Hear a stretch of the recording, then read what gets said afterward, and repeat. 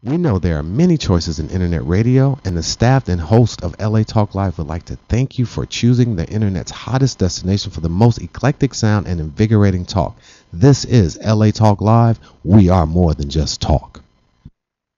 Joshua Lane, member of the board of directors of Dr. Ann Wigmore's Hippocrates Health Institute, Josh Lane was part of the Dr. Ann Wigmore team that brought wheatgrass, sprouts, and raw foods to a worldwide audience. And now the host of Here's to Your Health on LA Talk Live, Joshua Lane.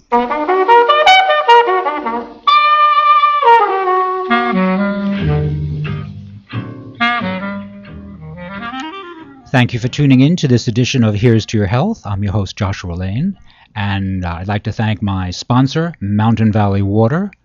And I'd also like to thank my new sponsor, Solgar Vitamin Company, for carrying us today.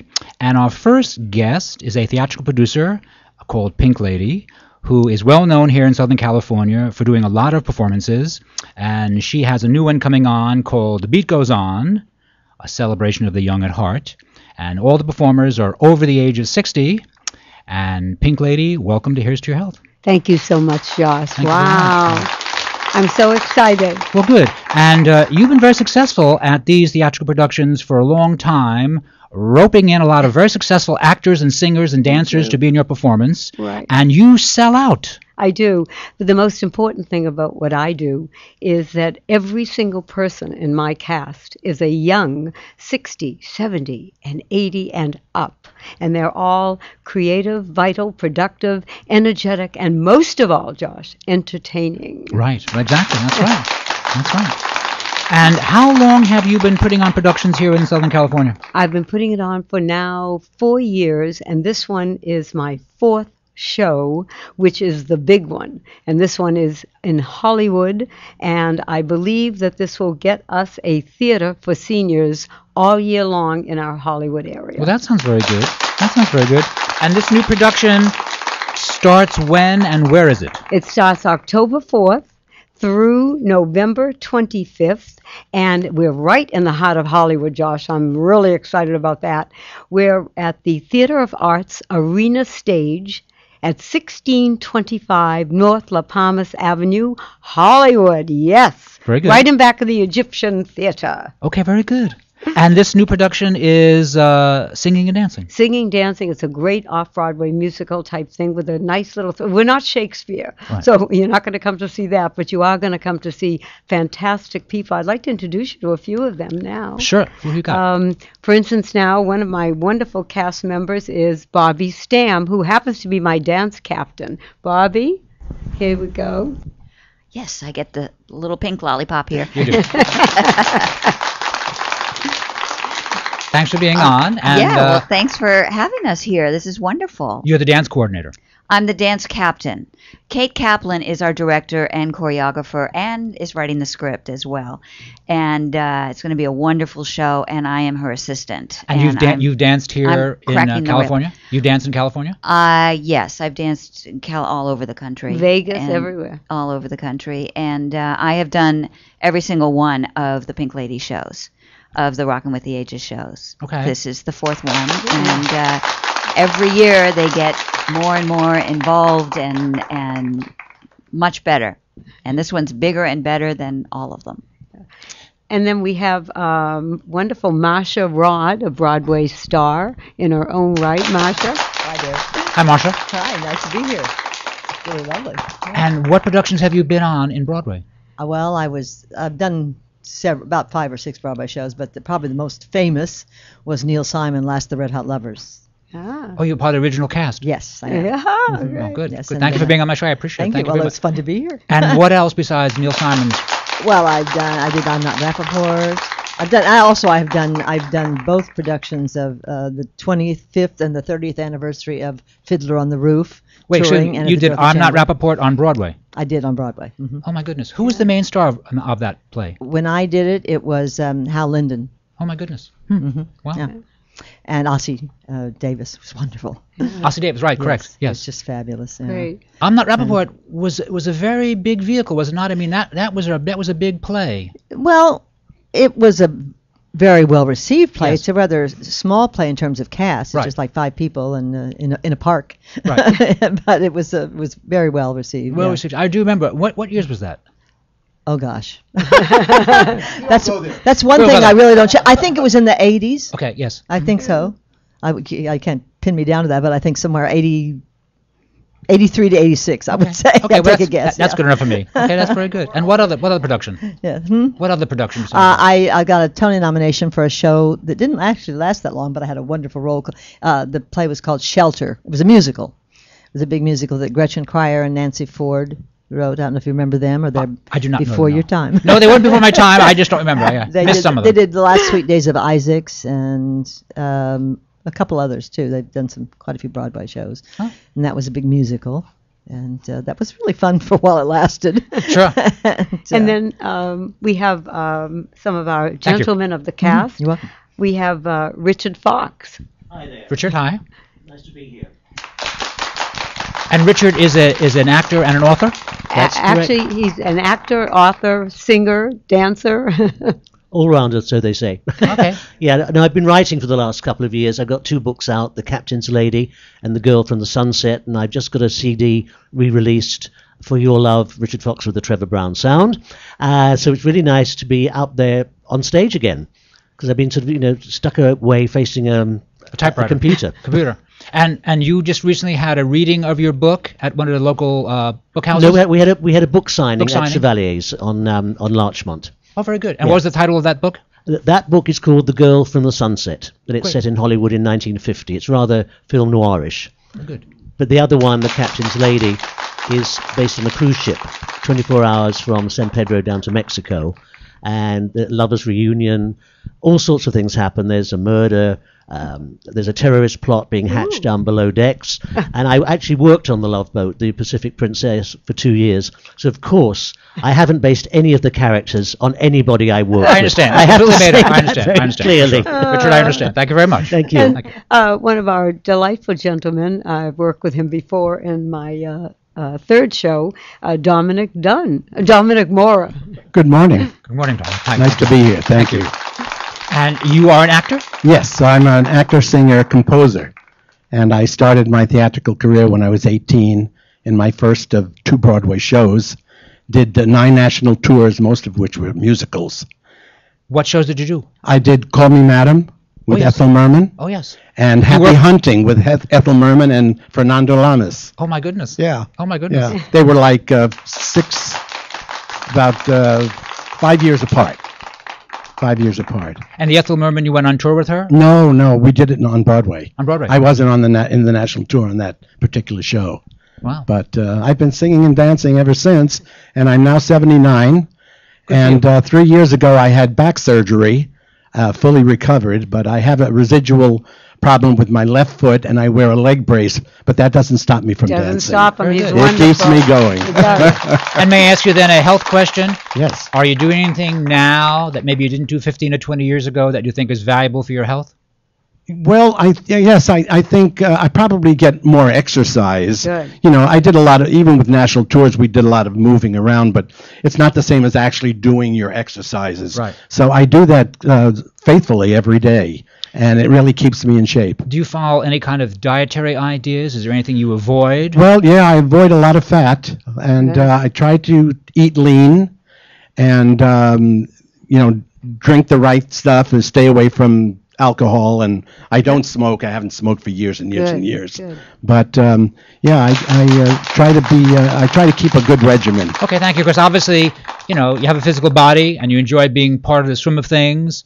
And if you take care of yourself, you can last a long time. right. And as I mentioned to Pink during the break, people take you seriously as long as your health is good. Definitely. It's when your health is not good that you're in a room by yourself somewhere. And none of us want that. And it's not No. gender-based. That's Right, something I right. realize now that I'm Yes. getting a little older. So you take care of yourself and you're out there playing. It's nice. Absolutely. Thank nice. you. I appreciate Thank it. you very much, Dominic. And one of our wonderful also entertainers who wrote 2 songs, you're going to hear one of them in a couple of minutes, called Get Up, Get Out, and Get a Life, Rick Solomon. Rick? Rick, welcome. Hi, thank you. Great to be here. Rick Solomon. Yes, sir. And what other songs have you written? Wow, over 100. I don't know if I'd like to share it with your audience. Certainly, sure. www.solomonsings.bandcamp.com. There's not 100 on there. Only It's kind 10. of a long. Give us that once again, Richard. Give us that once again. www.solomonsings.bandcamp.com. Okay, very good. Thank you. Thank you. Thank you. And there's about 10 of my songs. The rest are still, on shelves collecting dust. Not that they're not good, but Actually, you look like a ringer. Are you 60? I'm 63 actually. Okay, good for you then. He's Otherwise, one of I don't our want any great ringers here tonight. Got to be 60 or over, out of the studio. Okay, good. Thank you. No, Okay. when I had Okay. Jackie my promo shot, she said, "I'm sorry, you can't be in it." That's right. He's No, too that's young. right. He We looks don't- too that's right. young. We don't want any young ones, right? Okay. But I did years ago. I mean, it came and went in 2 seconds. I had an off-Broadway musical that I co-wrote the music to. It was called Bagels. Like I say, it came and went in a heartbeat. But I do have a little Broadway experience, and I was a singing waiter at the old Great American Food and Beverage Company years and years ago. I don't know, you're probably too old for your audience, but some people came through there. Married with Children. What's the lead? Oh yes. I forget, but yes. Yeah, she was a singing waitress back in my day when we worked. Didn't she sing for Dylan for a while there? I don't. Dylan? She sang can for Dylan. sing And like, Dylan dropped my her. God, Yeah. she can blow the windows off. So that's what I did for a while, and I've just been writing a lot. I tell jokes. I'm an MC, and I just entertain when I can. Okay, good. Thank you very much. Richard. Can we Thank you. get out, Yes, get life? yes. I'd love that. Your song. Thank you. We're now gonna. Everyone's gonna set up. We're gonna have a song. Nestor, we ready? Okay. Actually, we're gonna. Nestor, we ready now? It's called Get Up, Get Out, and Get a Life. Hello. Okay, folks. Music? We're waiting for the music. No, we're waiting for the music. Sorry, it's live theater here, so we're waiting for the music.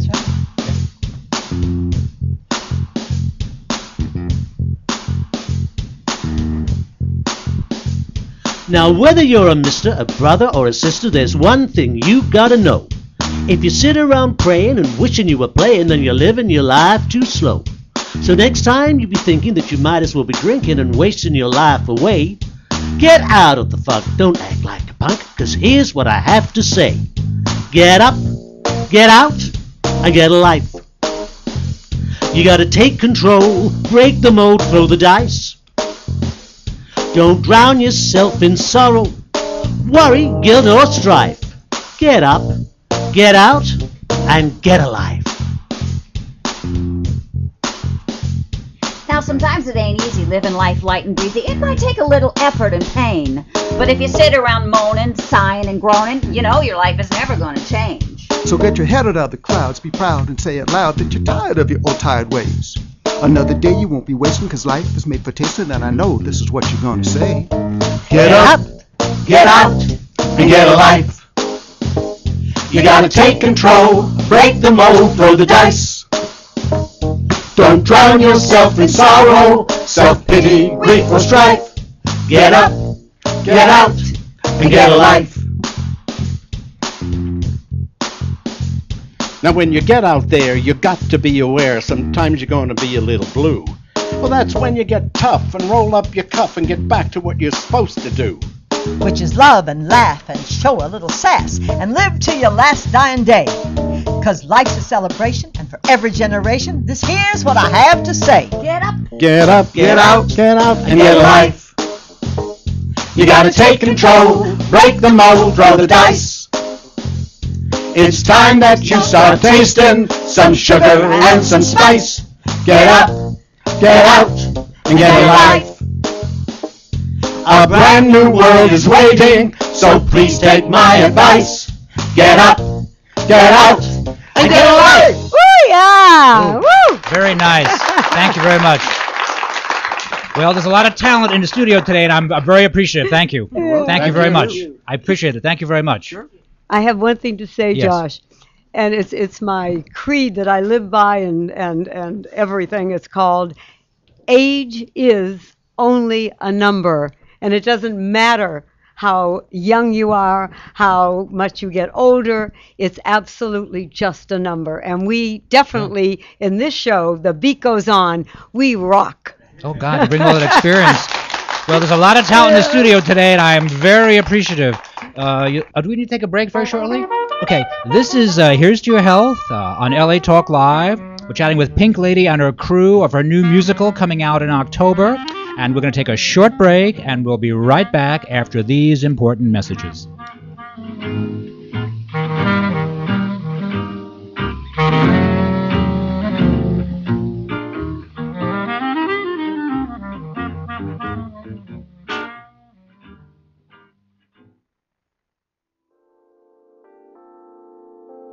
Since 1871, Mountain Valley Spring Water has been bottled at the source in Hot Springs, Arkansas.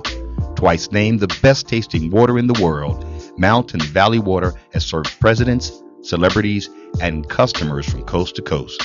Mountain Valley Water is naturally alkaline and bottled in glass, providing the perfect blend of nature's minerals for a crisp, clean taste. To start your home and office delivery in Southern California, call 1-800-499-9982. That's 800-499-9982. Or visit them online at www.mountainvalleywaterla.com. That's www.mountainvalleywaterla.com. All new customers will receive their first 2 5-gallon bottles absolutely free. Mountain Valley Water, the official hydrators of LA Talk Live and proud sponsors of Here's to Your Health with Josh Lane.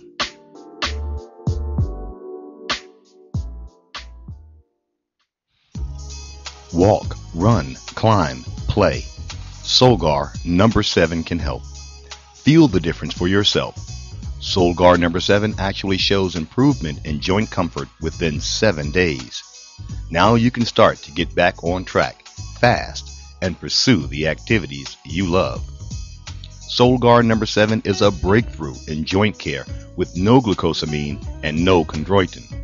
The advanced bioactives in Solgar number 7 help to increase flexibility, mobility, range of motion, and actually shows improvement within just 7 days.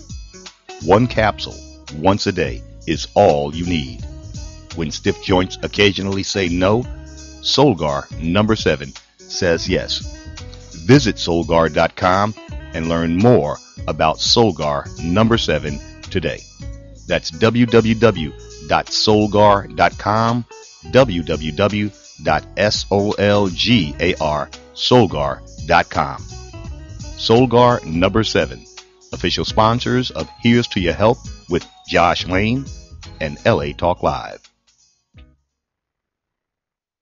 Joshua Lane, member of the board of directors of Dr. Ann Wigmore's Hippocrates Health Institute, Josh Lane was part of the Dr. Ann Wigmore team that brought wheatgrass, sprouts, and raw foods to a worldwide audience. And now the host of Here's to Your Health on LA Talk Live, Joshua Lane.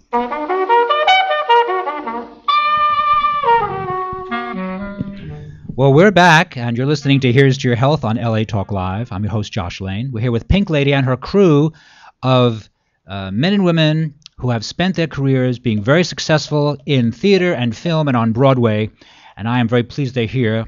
They sang a song for us, and it was really remarkably good, and we have another song at the end of the half hour. And so again, where is this production going to be held? I'm so excited to have this production in Hollywood, right behind the Egyptian Theater. It's going to be at the Theater of Arts Arena Stage. And may I give my number if anyone would love to buy tickets for our show, which is Sassy, Sexy, and Sizzlin', with all the performers that are 60 years plus. They can call me at 818-606-6679, or they can email me, Josh, at pinklady7@earthlink.net. And that's for The Beat Goes On, and the first show starts, the preview's October 4th, and it's going right through November 25th. So you're running for 2 months. We're running for 2 months, which is going to be exciting. And talk is that we will have, by the end of next year, we will have our own senior theater for productions all year long in Hollywood. That's where we belong. Well, that sounds very good. And now last year you had a production, and I believe it sold out. What production was that? That was called, guys, can you tell me? Rockin' with the Ages. Okay, Rockin' with the Ages. And actually, all my shows are called Rockin' with the Ages, but we named this one The Beat Goes On because we are like continuing it. And I have to tell you that all my cast is really well into their good years, and they all take care of themselves. I don't think any of them really smoke or drink heavy. I take, Josh, you're not going to believe this, but every morning I take 28 vitamins. And I'm on a treadmill every day, like for 20 minutes, and I'm going to be 80 years young in September. So I'm like I'm like, wow, I'm like probably the youngest one there. But anyway, Bobby takes good care of herself. What do you do, Bobby, to look so good at your lovely age? Tender age, Yeah. 65, yes. I work out a lot. Well, I go to hip hop class a lot. I am a dancer. I've been a dancer for all these years, many, many years. So I go to hip hop class still. I work out as much, and of course, with arthritis, as many of us have, you have to keep the joints moving, so I try to stay as limber as possible, stretch out as much. I'm the one who does the splits in the shows, all of the shows. So got to keep everything moving. I quit smoking years ago in the 70s. So as a young girl, you smoked, and then you quit a long time ago. Yeah, and then I quit. Didn't all dancers smoke at some point? But then And did you smoke as a young dancer in an effort to keep your weight down? Was that the real urge behind it? No, you just kind of did. I don't know. Everybody did. But a lot of it had to do with the air here in Los Angeles at the time. I was having troubles breathing to begin with. Well, in the 70s, the air here was really very bad. Yeah. Right. And I remember one day I took a drag of a cigarette, and I had a bad headache to begin with, and I had such congestion in my chest from the air and from the cigarette. I said, that's it. Put it down, and never had another one. Good for you. Good. And as far as drinking, I'm diabetic, so drinking is really sparse. Yeah. Well, drinking alcohol will do you in. It's just alcohol is ethanol. It's bad for us. Yeah. Not making a moral judgment. It's physically bad for us. And also for arthritis, processed sugar is a main culprit in problems with arthritis. I just did a whole lot of blood work done. I went with a doctor who is checking everything out and said that what I need to have is a gluten-free diet. So I've just started that. Wow. And I've cut out all wheat and white things, basically. Right. Good. And it's because of all of the sugar running around in my system that can't go anywhere. It adheres to your joints, That's right. and that's what brings on the pain and makes sugar makes teeth and bones deteriorate. That's right. It leaches calcium from the teeth and the bones, causing a softening and deterioration of the bones in the joints. So sugar, Coca-Cola, processed sugar. Jack LaLanne never says sugar, Coca-Cola, by the way. Jack LaLanne always says pop, because when he got older, he wanted to be a little more graceful. But I don't necessarily want to be graceful, and so I say Coca-Cola is bad for us, and we should try not to consume that. And if we do consume it, it pushes us towards diabetes and heart disease and problems with our teeth and problems with our structure, all of which are not hereditary. They're lifestyle issues. Well, not only that, but if these people here that you see in the audience, they have to dance. Right. And your breath control has to be really up there, because they're dancing for a 2-hour show at ages 60, 70, and 80 and up. I mean, you really have to take care of yourself. Dancing and singing at the same time. Right. And that works against everything. Singers support here. You have to have this flexible so that you can sing. Sure. Dancers have to hold this tight so that you can hold your center and dance. So the whole show, our bodies are working against themselves so it takes a lot of energy, a lot of strength, a lot of stamina. I mean, so the fact that you are physically active and can do splits in the show, which is a very nice thing to be able to do. So the fact that you're not smoking cigarettes or drinking or eating cake or anything with gluten, does that seem like a burden to you in any way? Oh, no. Right. No. No, it's not a burden. Not at all. Just part of the training regime. It's a way of life. Exactly. Yeah. A lot of water. That really helps. I don't drink enough, but that really helps. Josh, we have a great song, and it's called Rockin' with the Ages we'd love to do for you. And that also was written by Rick Solomon for our show. And it is just, it's going to bring the house down, guys. Okay, very good. Okay, we're gonna set up now. Pink Ladies group will set up. And what's the name of the song once again? It's called Rockin' with the Ages. Okay, Nesta, we ready? Okay, we're ready. Go ahead.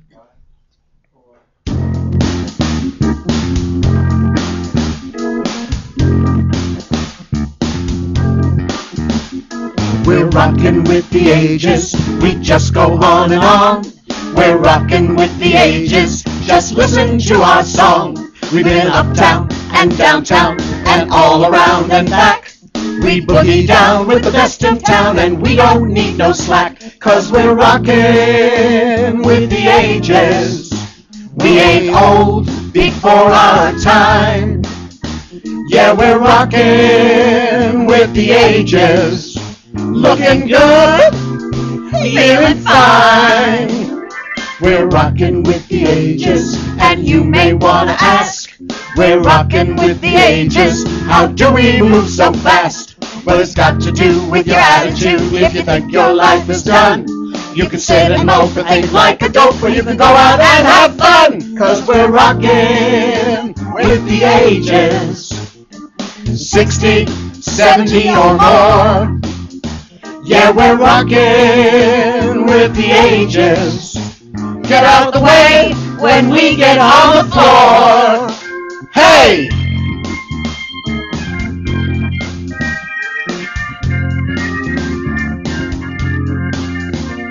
We're rockin' with the ages. Do, do, do. We're rockin' with the ages. Do, do, do. We're rockin' with the ages. Do, do, do. We rock! Oh, yeah, we do rock. Whoa, very nice. Very nice. Thank you very much. Thank you very much.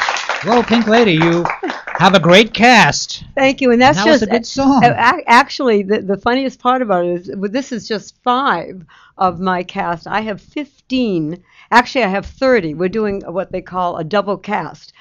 3 days a week. 15 people do it, and then the other 3 days a week, the other 15 do it. So I'm actually putting together 30 wonderful young people, 60 and over, on stage for everybody to see singing and dancing. Well, you're doing a nice job as producer. Good for you. Good for you. And once again, where can we see this production? You can see this production at the Theater of Arts Arena Stage at 1625 North La Palmas Avenue, Hollywood. And my number is 818-606-6679 or Pink Lady with the number 7 at earthlink.net. Please call, and we have a special price for all your people, Josh. If they just say we've heard you on Josh's program, we will definitely give them a special price. Okay, very good. Thank you very much. Thank you very much. Well, I tell you, this has been fun, and I appreciate the talent in the room. I appreciate the talent in the room. I'm thrilled, quite frankly. We're going to take a short break, and we'll be right back after these important messages. All right. Hello, this is Rafael Cohen-Bakri, and you are listening to Here's to Your Health on LA Talk Live.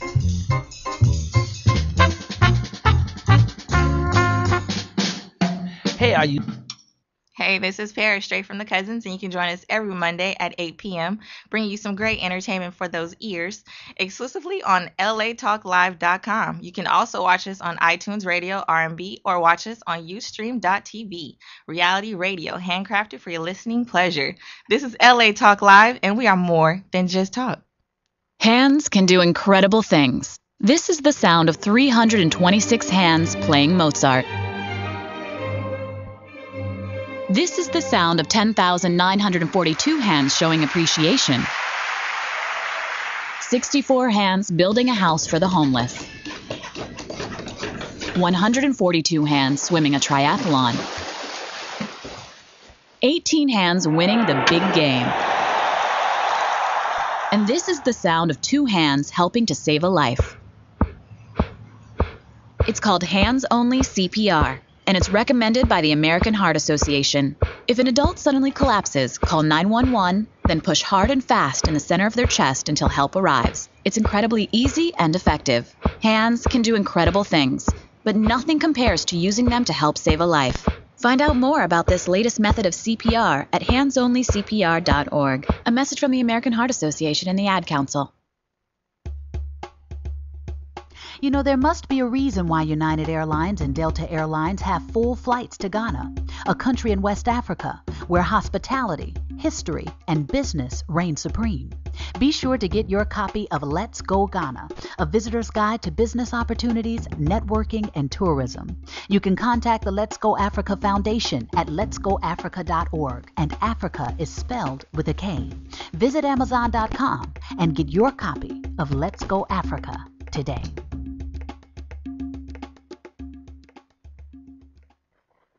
Hey, are you spending your time or are you wasting your time? Well, kill some time hanging out with Michael Collier, Brooks Jackson, and the whole crew at the Michael Collier Morning Show. I Get Up Late. That's every Tuesday, 3 until 5 p.m. Pacific Standard Time. If you don't know what that is, you better get on the internet and look it up. And while you're there, go to latalklive.com and check me out.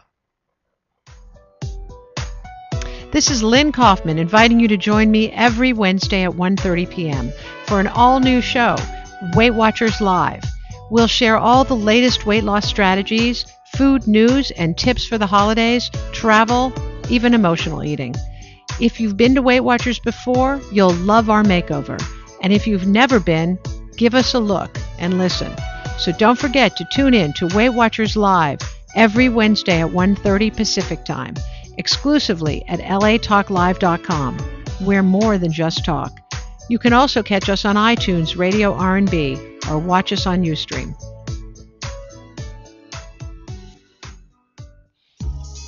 Walk, run, climb, play. Solgar number 7 can help. Feel the difference for yourself. Solgar number 7 actually shows improvement in joint comfort within 7 days. Now you can start to get back on track fast and pursue the activities you love. Solgar number 7 is a breakthrough in joint care with no glucosamine and no chondroitin. The advanced bioactives in Solgar number 7 help to increase flexibility, mobility, range of motion, and actually shows improvement within just 7 days. One capsule, once a day, is all you need. When stiff joints occasionally say no, Solgar number 7 says yes. Visit Solgar.com and learn more about Solgar number 7 today. That's www.solgar.com, www.solgar.com. Solgar number 7, official sponsors of Here's to Your Health with Josh Lane and LA Talk Live. Joshua Lane, member of the board of directors of Dr. Ann Wigmore's Hippocrates Health Institute, Josh Lane was part of the Dr. Ann Wigmore team that brought wheatgrass, sprouts, and raw foods to a worldwide audience. And now the host of Here's to Your Health on LA Talk Live, Joshua Lane.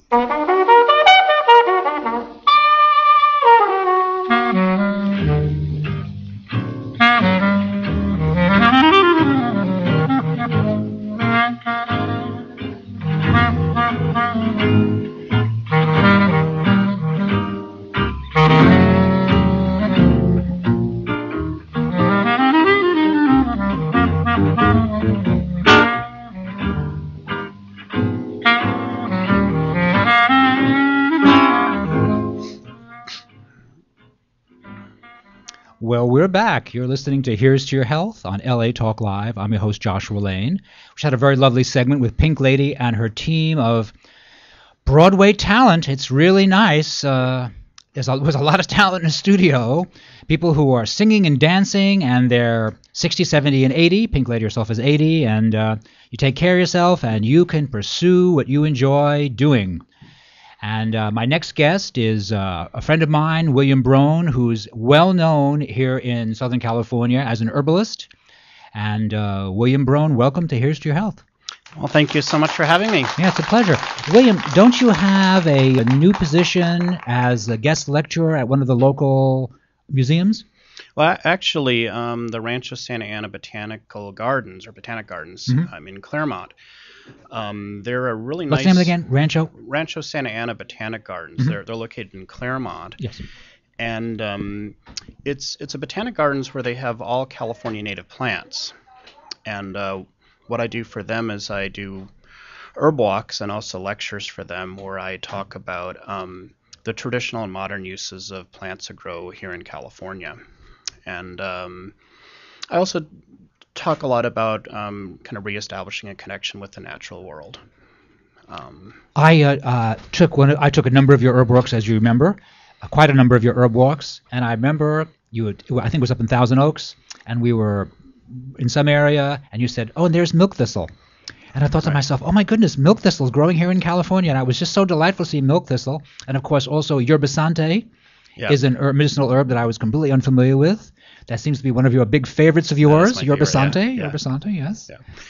And milk thistle is actually a non-native plant that, but because it grows in a fairly similar climate in Europe, it does very well here. In fact, a lot of people would say too well because it's in some places kind of invasive. Milk thistle. Milk thistle, yeah. Even though it is a wonderful, it's a really well-known medicinal plant, it's in the environment here in some places it kind of outcompetes native plants. Successfully outcompetes them. Successfully, I got you. Yerba santa is a very interesting plant. It was used very extensively throughout California. It's kind of a small shrub with resin-rich leaves and has a really long history of traditional use, often for either infections or congestion of the lungs. That's how it was often used traditionally. And yerba sante is native to California. That's native, yeah. And when the Spanish were here, the Spanish used it widely?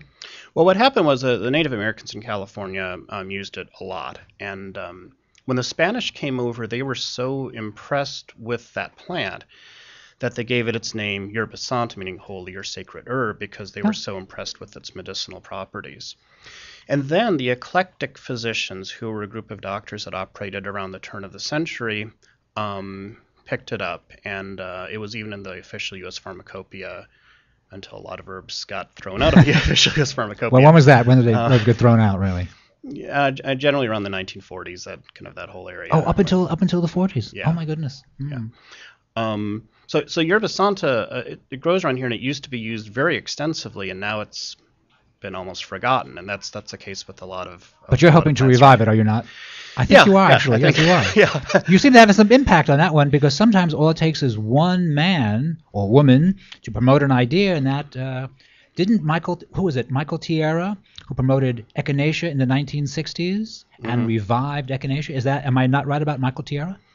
I think several people did in a lot of different ways, yeah. But there's a lot of plants like that have been used traditionally for thousands of years, and all of a sudden they get rediscovered. Same with elderberry. Elderberry throughout the world has been used traditionally for thousands of years, and because of some really interesting research that was done in Israel a few decades ago, it's been rediscovered. But a lot of people think it's this newly discovered herb because all of a sudden it's on the market and everyone knows about it, and people think it's this new thing that we just found out about, even though it's been used for thousands of years. And elderberry is very popular now, and how's elderberry used? Well, it's actually traditionally used many different ways. They use the flowers and the berries of some species. This is actually a very important disclaimer, is that there are poisonous plants out there. Oh, yes, thank you. Yes, for sure. There are some species of elderberry that have poisonous berries, and then some parts of the plant also have somewhat toxic properties. But the flowers and some species of berries have been traditionally used in many different ways throughout the world, including as an anti-inflammatory. Some cultures have used it for colds and flus. How do we use it mostly in the United States? Colds and flu? Well, I think because of some research that was done, that's probably the main way it's used right now. As a remedy, and again, I'm not making any claims or anything, but as a remedy for colds and flus is how it's usually used. Yeah, you're allowed to say how it's been used historically. Exactly. We're not, curing anyone of anything here. And elderberry does grow here in Southern California. We do have actually several species of elderberry that grow in California, and these have also been traditionally used by people in California for thousands of years, as it has been used throughout the world too. And what about the elderberry plant itself? How was the the bush itself used historically? Well, it's generally the flowers and berries that have been used. It's not the other parts of the plant that have varying toxic principles. What is the plant that you've always liked to show on your walks that was used in the Middle Ages in Europe for flutes and was considered the home of the fairies? That's elderberry. Elderberry. Well, also, it was from what I understand, most, if not all, traditional flutes in California were also made from elderberries. Okay. From the elderberry branches that are actually fairly hollow inside, and then they're made even more hollow. So for the viewers of Here's to Your Health, you just got that lovely historical insight from William Broan about elderberry and musical instruments. It's fantastic, really. Yeah.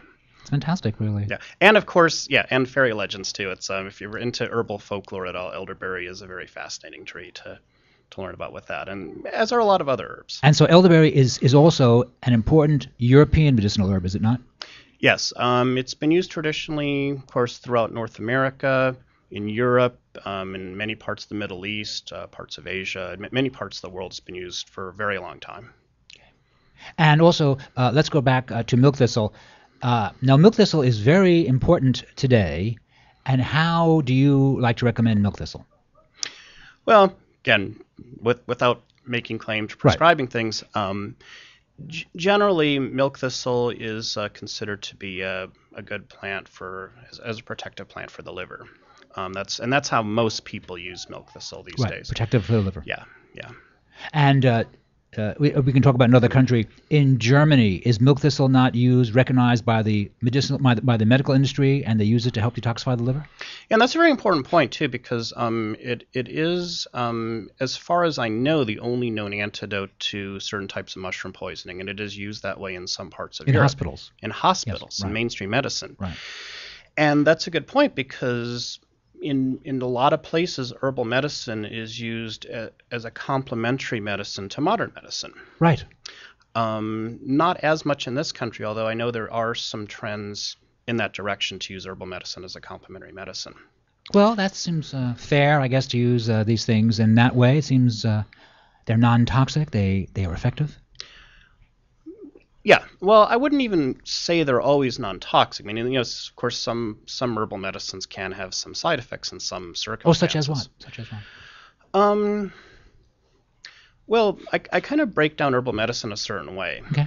I think we're all herbalists in that, I mean, to me, herbal medicine is plant medicine. In other words, if I use garlic when I cook or onions, yes, that's exactly. herbs. Right. People forget that, don't they? You're basically an herbalist. Right. Many things that we eat have medicinal properties. And in fact, just about everything we eat does in one way or another, because everything we eat affects our body. Mm-hmm. Some people just have better forms of herbal medicine than others. Right. I mean, they pay more attention, possibly. We eat a lot of more nice, training. fresh, antioxidant-rich foods. We're doing ourselves a favor. We eat a lot of processed foods, doing the opposite. Just maybe enjoying ourselves, but paying a big price, possibly. Exactly. Right. So we're all using plant medicine in one way or another. And anything in some circumstances can have toxic effects. You can do too much water. You can drink 2 gallons of water at once and your kidneys will freak out. Right. So everything, I think, has some potential of toxicity. Right. But your bodies know what to do with food, with organic matter. In many cases, not so much with isolated substances. Such as drug medications could be problematic, get in more trouble. Because a lot of our modern medicine is derived from plants. Right. Originally. Right. But when we isolate chemicals, mix them with other isolated chemicals, we can get into trouble. You don't recognize it as much usually, as far as our body. All right.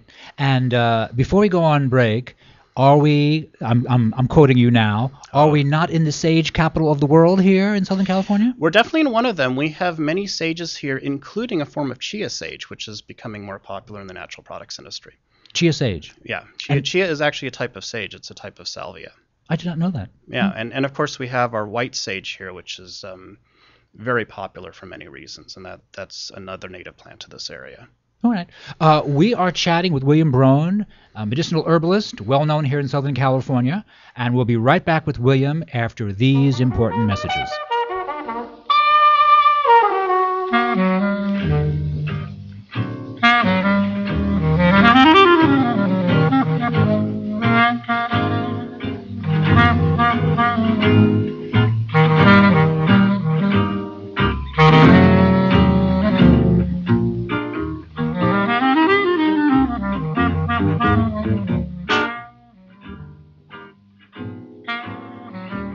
Brooksy, maker of fine laptop apparel, laptop covers and sleeves, iPhone covers, and unique home decor. Brooksy laptop sleeves are made to order and can be custom made to fit your computer. Just send a message with your order telling us the model and the dimensions of your laptop, and we'll make you your very own sleeve in whichever design you choose. Any of the pillow designs can be turned into laptop sleeves too. Remember, Brooksy for all your computer embellishment needs. You can find Brooksy at www.brooksy.com. That's BROKESY.com. And remember to tell them that you heard it here on LA Talk Live. We are more than just talk.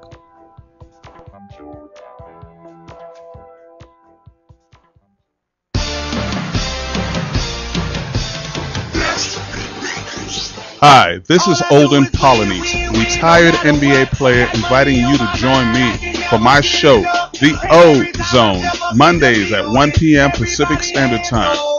I am going to be talking about basketball, baseball, hockey, football, you name the sport, we're going to talk about it and dig deep. The O Zone is where the truth lives. So don't forget to tune into the O Zone with Olden Polynice, exclusively on LATalkLive.com. You can also catch us on iTunes Radio R&B or watch us on Ustream.tv. That's the O Zone with Olden Polynice every Monday at 1 p.m. Pacific Standard Time. Reality radio handcrafted for your listening pleasure. This is LA Talk Live, and we are more than just talk.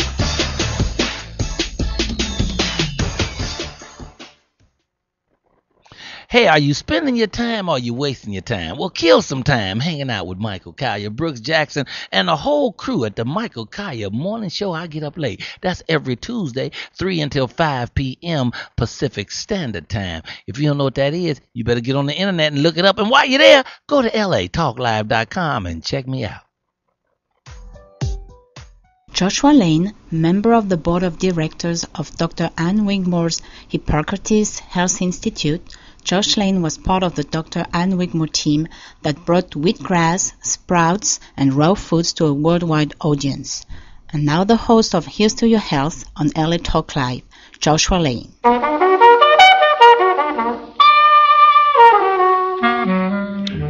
We're back. Thank you for tuning in to this edition of Here's to Your Health on LA Talk Live. I'm your host, Joshua Lane, and we're here now with William Broan, medicinal herbalist. And again, what is the name of the center you were the lecturer on herbs? Oh, I work. It's actually a once a month thing with the Rancho Santa Ana Botanic Gardens in Claremont, California. And so you do a walking tour. Is that it? You do a kind of a guided tour? Yes. Yeah, and I also do walks on my own, and then for my day job, I work for a natural products brokerage as an educator. Yes. And how can we contact you if we wish to hear more about your schedule? Well, I do have an email list where I post all of the walks and lectures that I do, and that is WILLBROEN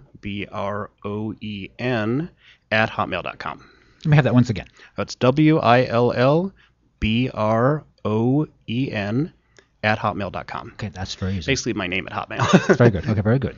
And so before the break, we were talking about the sage capital of California. I know that from taking your classes. And so now sage is very important, is it not? It's a very important medicinal herb. Well, like many medicinal herbs, it's one that has been used very extensively traditionally and has been largely forgotten. And it's one of many plants that have been used many different ways. Mm-hmm. One thing about herbalism and the way herbs are marketed often is people pigeonhole herbs into really narrow categories. Yes. With sage, when you look at the traditional uses of many different kinds of sage, there's many ways it's been used. I mean, some sages have been used quite extensively for sore throats, and that's largely due to the resins that the plant produces for its own protection. But many other uses for the plant too. It's a very drying kind of herb. So it's well. How do you like to recommend sage? Well, I think because it is a very resinous herb, and I've used it myself for this. Sore throats is most species of sage tend to be pretty good for that. So sore throats, is that also includes colds and cough? In certain circumstances, yeah. It's one of those things too where everything depends a lot on people's own physiology. Some things work really well for people, not so much for others. For instance, some people will have conditions where they produce tons and tons of mucus. Some people are more dry. So there's really not a whole lot of one-size-fits-all thing in the herbal medicine. No, I got you. So you have so many good choices. There's so many good choices out there, yeah. So what else grows here in California that we should be very proud of here in California? Well, God, there's tons of stuff. I wouldn't even know where to start, really.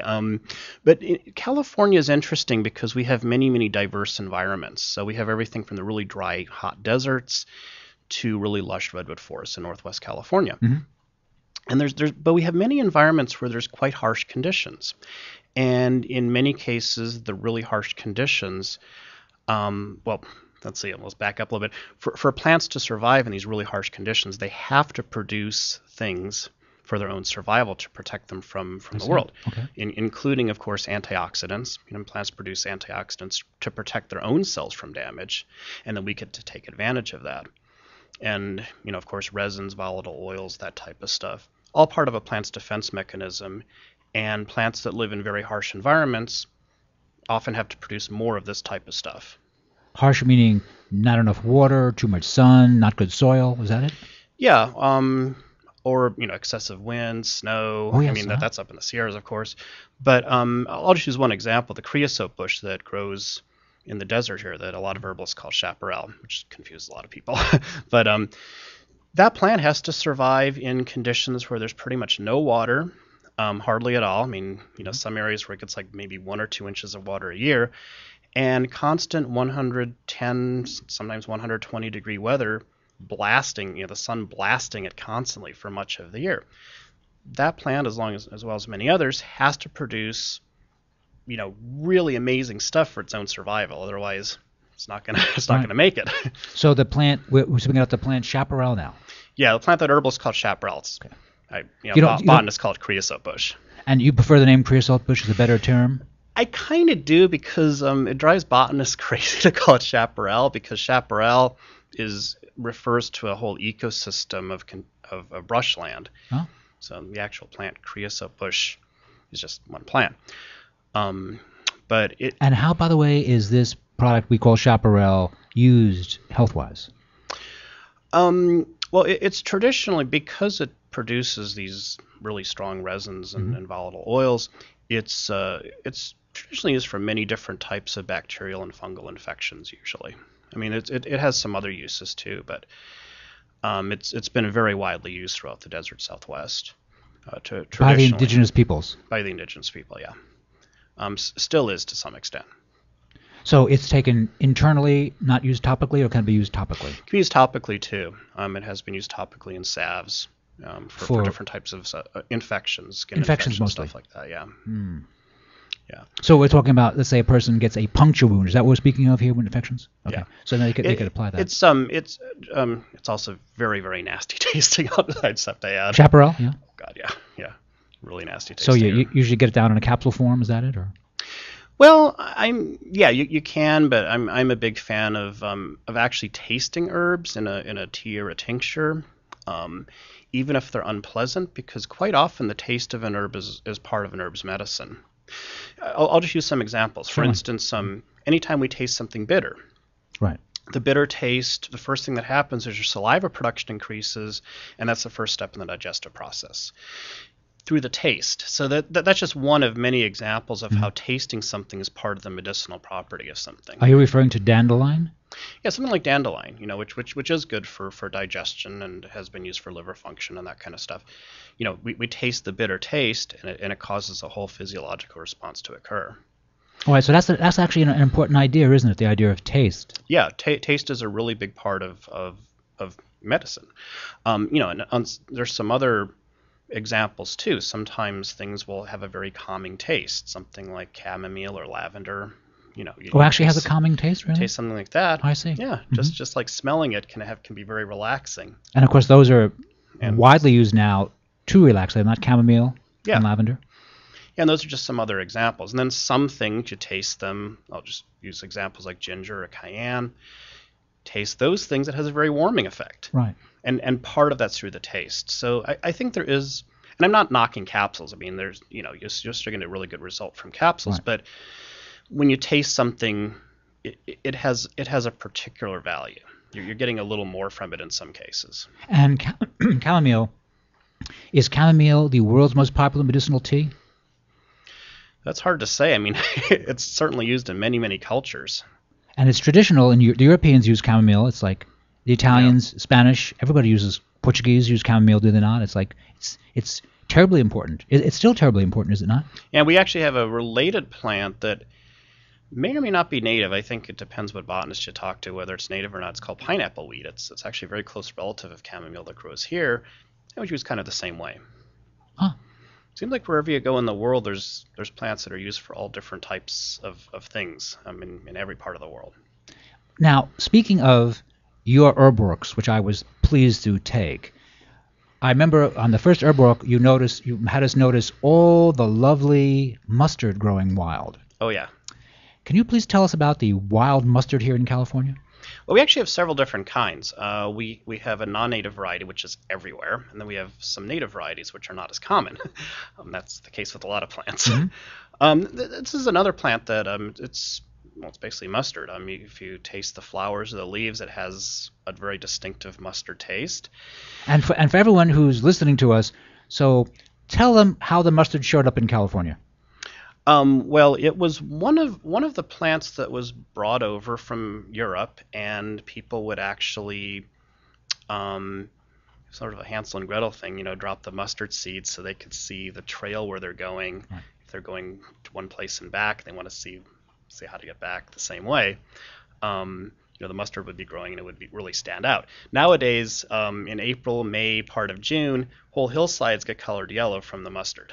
And is it really so that the Spanish explorers and missionaries literally threw those seeds out so they could mark their path from one mission to another? Yeah. That's a fantastic story. Yeah.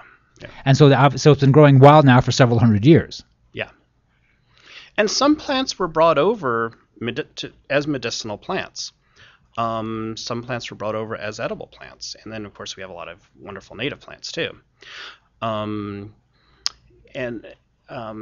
what was I going to say? Go ahead. Well, okay, a question. So, now the mustard, the Spanish brought that mustard over. They brought that over. Yeah. Okay. So, what has California given the world that is like international that we gave them? That's a good question. We do have a really wonderful native variety of blackberries, and we also actually miner's lettuce, which is native here and is edible. Is actually, miner's lettuce. Miner's lettuce is actually a gourmet food in some other parts of the world. It's like a little tiny green leaves. Yeah, and they have little white flowers growing up the center of them. And you showed us those by streams, right? They grow by streams. Well, they grow in pretty lush areas around here, often in the shade. They're actually quite tasty. And why is it called miner's lettuce? Well, from what I understand, the miners came over in the 1800s, right. Learned about it, and and used it as food. They weren't all that familiar with what to eat, but I guess they did learn about it, and they did use it as food. Yeah. It was after 1849 when gold was discovered in a little bit north of here. I mean, it just changed everything. Suddenly, California just boomed as far as population. So I guess they had to learn about these medicinal plants. We're chatting with William Broan, medicinal herbologist, and this is Here's to Your Health on LA Talk Live. We will be right back after these important messages.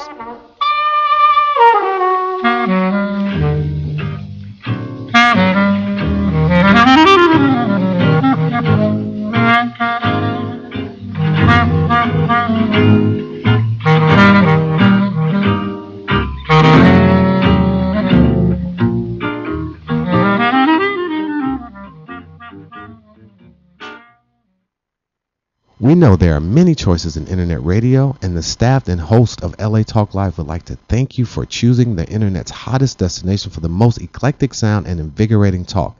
This is LA Talk Live. We are more than just talk. Walk, run, climb, play. Solgar number 7 can help. Feel the difference for yourself. Solgar number 7 actually shows improvement in joint comfort within 7 days. Now you can start to get back on track fast and pursue the activities you love. Solgar number 7 is a breakthrough in joint care with no glucosamine and no chondroitin. The advanced bioactives in Solgar number 7 help to increase flexibility, mobility, range of motion, and actually shows improvement within just 7 days. One capsule, once a day, is all you need. When stiff joints occasionally say no, Solgar number 7 says yes. Visit Solgar.com and learn more about Solgar number 7 today. That's www.solgar.com, www.solgar.com. Solgar number 7, official sponsors of Here's to Your Health with Josh Lane and LA Talk Live.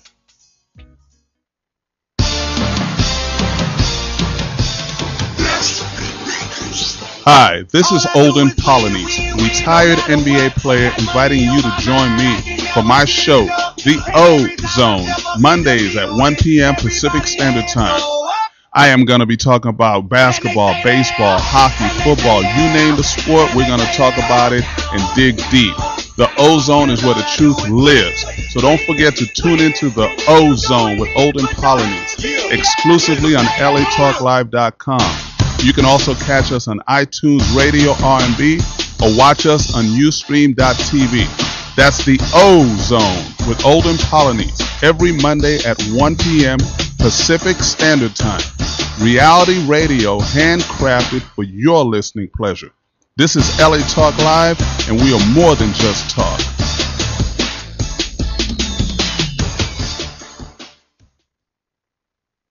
Joshua Lane, member of the board of directors of Dr. Ann Wigmore's Hippocrates Health Institute, Josh Lane was part of the Dr. Ann Wigmore team that brought wheatgrass, sprouts, and raw foods to a worldwide audience.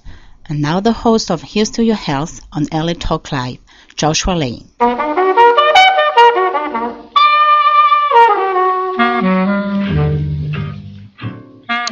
We're back. Thank you for tuning in to this edition of Here's to Your Health on LA Talk Live. I'm your host, Joshua Lane, and we're speaking with William Broan, medicinal herbalist, who really is quite an asset to the community, really understands the subject. And while we were on break, William, you mentioned that what we call herbal medicine, now we might call herbal medicine, has always really been traditional medicine. Yeah, it's a type of syntax I always like to play with a lot because people talk about our modern medicine, basically the allopathic, sort of drug-based medicine, as being traditional Western medicine. Actually, it's not. Okay, good. It only goes back a certain amount of time. And again, I'm not knocking it. I mean, I know there are things we can do with modern medicine that are wonderful. Yes. But it's not traditional. It's whatever tradition we are from, whoever our ancestors were, we were using primarily plant medicine or herbal medicine up until quite recently. So as well as being traditional, as people know herbalism as traditional Eastern medicine, which of course it is, but it's everyone's tradition. It is also traditional Western medicine, and really whoever you are, whoever our ancestors are, we were using herbal medicine, plant medicine as our primary source of medicine, again, until pretty recently. Theoretically through the era of antibiotics, right? When antibiotics showed up in the 40s, that somehow changed everything. And even in a way, a lot of antibiotics are, really come from not plants so much, but different molds and stuff like that. But yeah, it changed. A lot of people were taking compounds, constituents from plants, and then making synthesized copies of them and combining them with other things and that kind of stuff. So it evolved sort of away from just pure plant-based medicine. But we were all herbalists at one time. Right. I mean, our ancestors all recognized the value of growing plants around their home or foraging for them and using them successfully as food and as medicine. Right.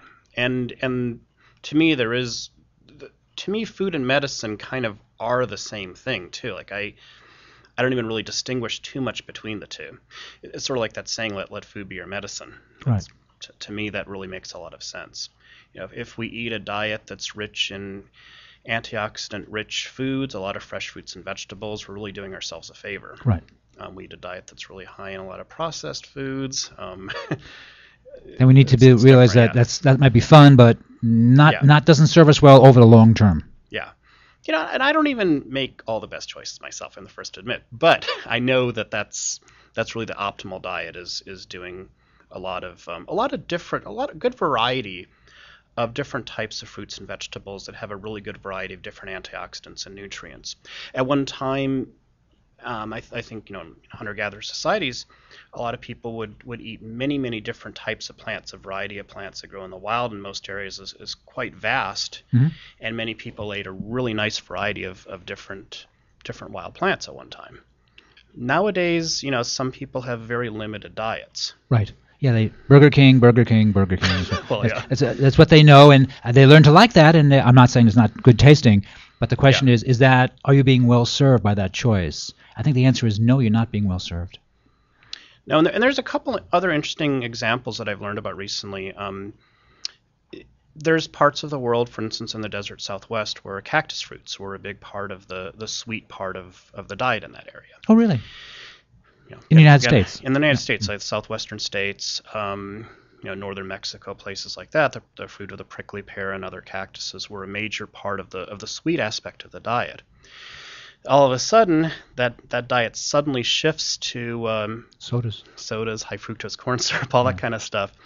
And in an area where diabetes was not all that common for thousands of years, now all of a sudden, a lot of the desert Southwest tribes have extremely high rates of diabetes. And I think a lot of that has to do with the sudden shift from a cactus fruit-based sweet part of the diet to our modern Coca-Cola. That's quite right. Yes, it has been unfortunate.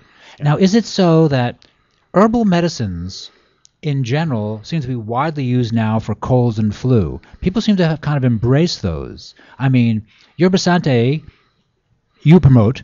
I like that one, yeah. Yerba sante, not terribly well known. What other herbs or fruits are people using for colds and flu? Well, besides elderberry, which we chatted about. Yeah, there's tons actually. When you look at traditional use, and different parts of the world used a lot of different herbs traditionally. There's one called Osha, which grows up in the Rocky Mountains, and that Osha here from the United States. Yeah, and that has a long history of traditional use for that kind of stuff. Lomatium, which is pretty closely related to Osha actually in many ways, that grows in the Northwest. Kind of used the same way. And I just had a thought. One important thing to realize is there are some medicinal plants, and I'm using Osha as an example. Wonderful, traditional medicinal use. Looks like a lot of poisonous plants. So I'm just going to make a major disclaimer here, if you're, because I really don't want to forget to make this disclaimer. If you're ever out foraging for plants in the wild and feel you want to do that for whatever reason, learn the poisonous plants first. There's a lot of edible and medicinal plants that have poisonous lookalikes. Osha is one of them. It looks just like poison hemlock. It's kind of scary. Oh, really? Oh, yeah. Oh, yeah. A lot. So, do we have hemlock here in California? We certainly do. Oh. We have tons of it. In fact, if you're in the coastal area, kind of between Santa Cruz and San Francisco, it's everywhere. Oh, really? There's like forests of it practically. Well, not forests, but it looks like Queen Anne's lace kind of. It has clusters of white flowers and red blotches on the stems and parsley leaves. If you ever see a plant that looks like, do not eat it. It's probably hemlock. So who does eat it? Do the deer eat it? I mean, who can eat it? I don't know who does. I know that deer eat poison oak. Successfully. Successfully, which is another reason why if you're out in the wild, you do not necessarily want to eat what the deer eat, because they eat stuff that we can't. And so do a lot of animals. But that's just an important thing. There are a lot of poisonous plants out there, and that's something to be very careful of. In fact, one thing I always like to tell people when people say, "Well, it's natural. It's got to be fine. It's natural. It's got to be safe." Like, well, hemlock's natural. That's not safe. Well, that would be an unsophisticated thing for them to say. Obviously, we're not going to eat poison ivy or poison sumac, or obviously you got to be cautious. Exactly, and I give that disclaimer before all of my walks that I do, just because it's an important thing to bring up. Right. And which fruits or berries that we can grow here in Southern California, or that grow wild, are rich in vitamin C? Quite a few of them, actually, because we actually have a wild rose here, for instance. The rose hips, which are basically the fruit of the rose, are pretty well known as. Oh, as rose a source hips of are vitamin from rose plants. Yeah. Rich in vitamin C and taste good, rich red color. They don't taste that good, but they are rich in vitamin C. And then blackberries, of course, are in the rose family, same as strawberries. They both grow wild in different parts of California. Okay. We have a plant called thimbleberry. Also, we have several types of wild currants. Wild currants? Yes. Oh, we have those in California? We do. Around here, we have golden currant, wax currant. We have something called gooseberry, which is related to currant. And these are all edible plants. And when do they ripen?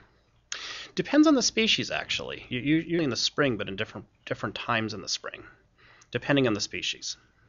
Wow. And those are rich in vitamin C, and of course they taste fantastic. And we can eat them fresh, or we could dry them. Yeah, well, actually, some species are a little bland, to be quite honest. But yeah, but you can eat them fresh. You can dry them or make them into jellies and jams and stuff like that. And so the indigenous peoples who lived here before the Europeans, that was big. They ate a lot of berries. Yeah, there are a lot of berries. Also, we have a native form of walnut.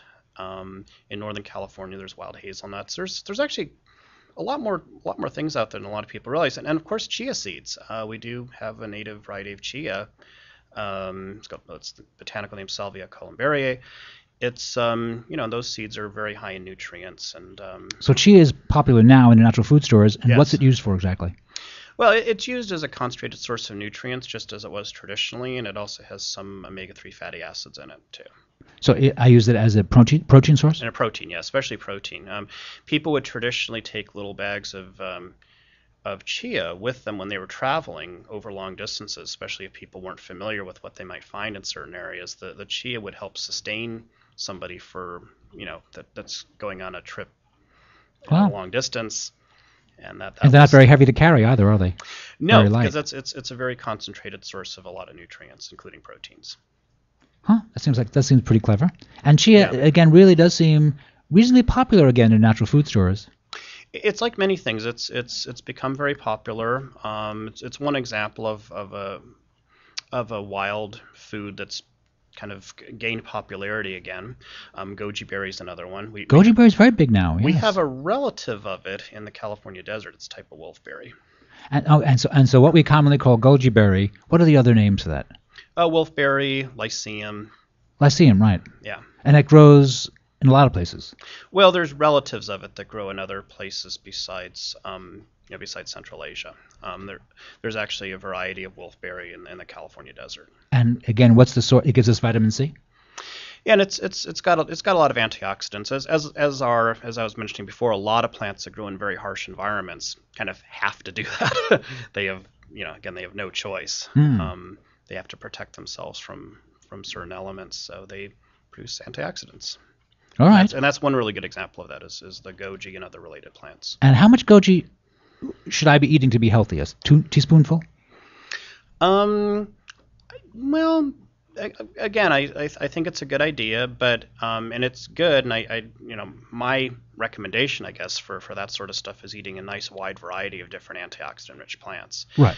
There's a lot of antioxidants that seem to be particularly beneficial for certain organ systems, and some plants have more of one than another. I'm one of those people that like the idea of a rainbow diet, doing a whole lot of different types of antioxidant-rich foods that are different, different colors, have different ways of acting in the body. All right, so we know that milk thistle is widely used to help cleanse the liver. Yes. And so, is goji known for anything? Is it good for the lungs? Is it does any particular specific thrust? I think it kind of depends on who you ask. I know it's traditionally used for liver and kidney function, and it's considered to be a very strong antioxidant too. All righty. And William, once again, if people wish to contact you, what is your contact information? Best way to contact me is through email. It's willbroan@hotmail.com. I do have a Facebook group. Of course, I'm quite opinionated. That's my little disclaimer. No problem, William. That's why you're on radio. You get to be on radio. Yeah. But my Facebook group, William Broan's Herb Walks, you can get information about the walks that I do. And you do herb walks very regularly. And once again, mention the center, the museum where you're working.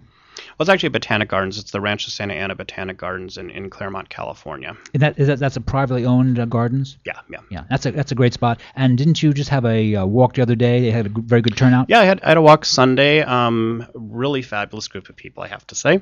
And that went really well. And even though it was a little hot, but other than that, it went really well. And the thing I like about that particular location is it's all California native plants, and it's divided into different regions of California. Like there's a desert section, there's a section that's like a lot of Northwest California plants. There's some wetlands areas. It's got a very diverse variety of California native plants.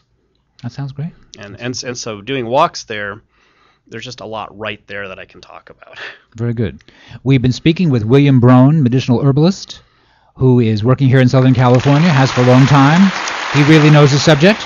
You're listening to Here's to Your Health on LA Talk Live, and we will be right back after these important messages.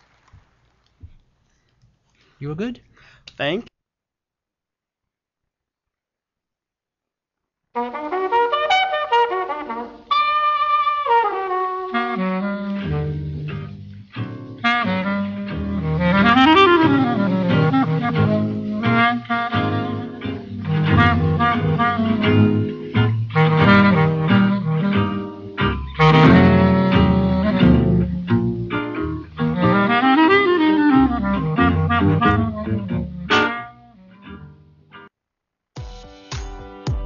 Hi, this is Lynn Kaufman inviting you to join me every Wednesday at 2 p.m. Pacific Time for our all-new show, Losing It Live.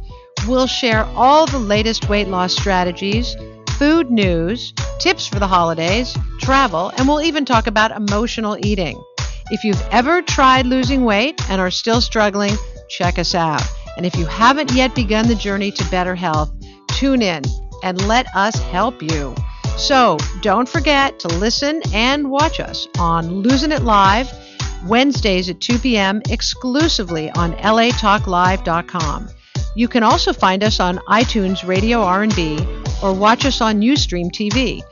Reality radio handcrafted for your listening pleasure. This is LA Talk Live, and we are more than just talk.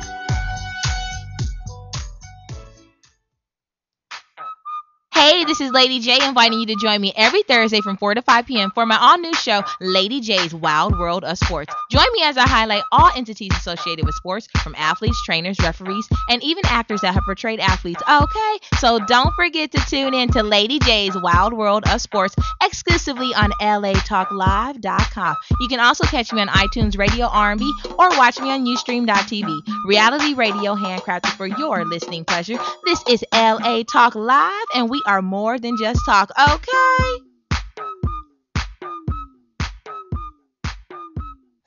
Hi, this is Dawn Christie inviting you to join me every Friday, 1 p.m. Pacific, for my all-new show, The Dawn Christie Show. Join me as I discuss love, spiritual readings, your purpose, why am I born, what am I here to do. So don't forget to tune in The Dawn Christie Show at 1 p.m. Pacific, exclusively on LA Talk Live. You can also catch us on iTunes Radio R&B or watch us on YouTube. Hi, this is Lynn Kaufman inviting you to join me every Wednesday at 2 p.m. Pacific Time for our all-new show, Losing It Live. We'll share all the latest weight loss strategies, food news, tips for the holidays, travel, and we'll even talk about emotional eating. If you've ever tried losing weight and are still struggling, check us out. And if you haven't yet begun the journey to better health, tune in and let us help you. So don't forget to listen and watch us on Losing It Live, Wednesdays at 2 p.m. exclusively on latalklive.com. You can also find us on iTunes Radio R&B or watch us on Ustream TV. Reality radio handcrafted for your listening pleasure. This is LA Talk Live, and we are more than just talk.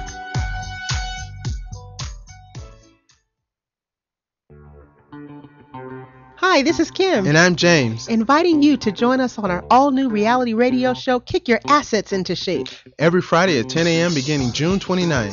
Join us on the show that gets your money straight and your business growing. So don't forget to tune into our show, Kick Your Assets into Shape. Exclusively on latalklive.com. You can also catch us on iTunes.com. And like us on Facebook at Kick Your Assets into Shape. Or watch us on Ustream TV. This is LA Talk Live, reality radio handcrafted for your listening pleasure and more than just talk. We are your hosts, Kim and James, of the all-new reality radio show, Kick Your Assets into Shape. Which boot you gonna use, babe? The steel toe or the pointy one? No boots on this show. Oh, man, dang.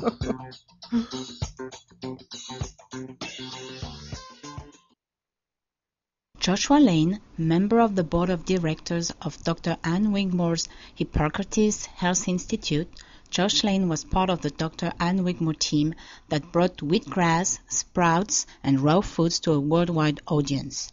And now the host of Here's to Your Health on LA Talk Live, Joshua Lane.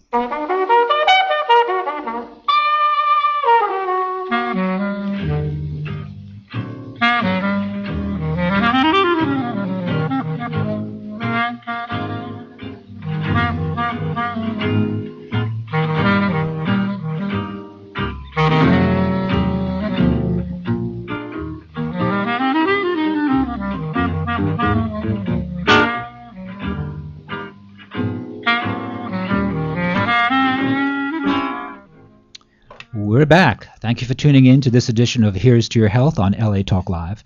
I'm your host, Joshua Lane, and we are here with Mitch and Teresa of BioK Plus, one of the most influential of the probiotic companies now being used widely in the United States and Canada, and probably the rest of the world as well.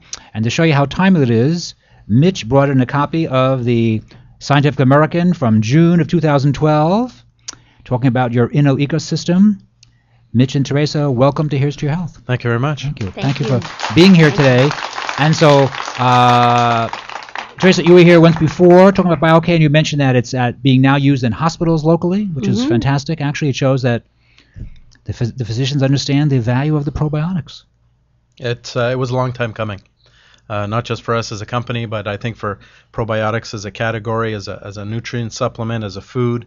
I think the whole idea of looking at the gut first and healing the digestive system as a way to also make sure the immune system is working properly. It's the future of medicine. It's happening now, but magazines like Scientific American are really driving home the idea that most of our health issues are being driven from our digestive system, and our bacterial environment inside our intestinal tract has 10 times more cells than the rest of our bodies. There's 150 times more DNA coming from the bacteria that live in our bodies than the rest of our cells. So I think physiologically and from a health standpoint, it's just much more profound than taking vitamin supplements and eating a good healthy diet. We have to really take care of our bacteria first. That's what teaches our immune system to keep us alive. And so probiotics are important, and most of us recognize the value of it. Why is BioK important? Well, we're a science-driven company. Since 1994, when the company was founded, we not only developed a unique manufacturing process for 2 patented strains of bacteria, Acidophilus CL1285 and Casei LBC80R, but we developed a way of making sure that we could culture the bacteria synergistically. That is to make sure that the bacteria get along well and work and develop together properly. And we culture the product, whether it be our fresh fermented active culture or our capsules, in such a way that the bacteria have the best fighting chance to work as a real unique and efficient team inside the digestive tract. And from that point on, once the manufacturing process was completed, then we went on to start to do clinical research, clinical studies to demonstrate that the product delivers efficacy, because just throwing bacteria into a product and slapping the word probiotic on the label doesn't guarantee efficacy. Right. I think safety is a given with most probiotic products. People know that they're not going to harm you. They're friendly bacteria. But their role is to go beyond just not harming you. They're supposed to deliver health benefits, and you have to be able to measure those. So you're a Canadian company. We're a Canadian company. And yeah. so you've had some university studies done in Canada, the United States, or both? Both Canada, the U.S., and in Asia as well. We do most of our clinical studies in a hospital setting. Physicians actually recruit the patients and get patients to agree to take BioK Plus or a placebo. They're typically double-blind placebo-controlled studies, which is the gold standard in clinical research. We follow all the same standards that big drug companies do.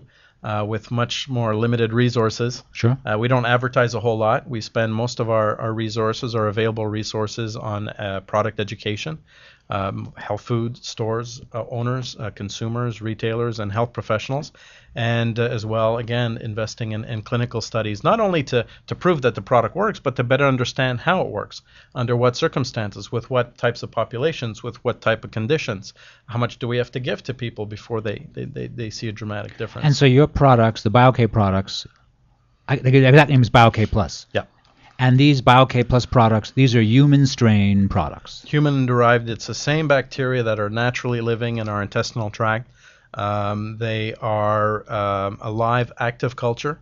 In the liquid product, we also, like I said, we have a capsule that's a freeze-dried capsule, much more practical for nursing homes and hospitals that don't necessarily have the ability to keep them refrigerated, or are treating patients that don't necessarily have the ability to swallow or eat with a spoon a whole bottle of BioK Plus. They might have dysphagia or swallowing problems.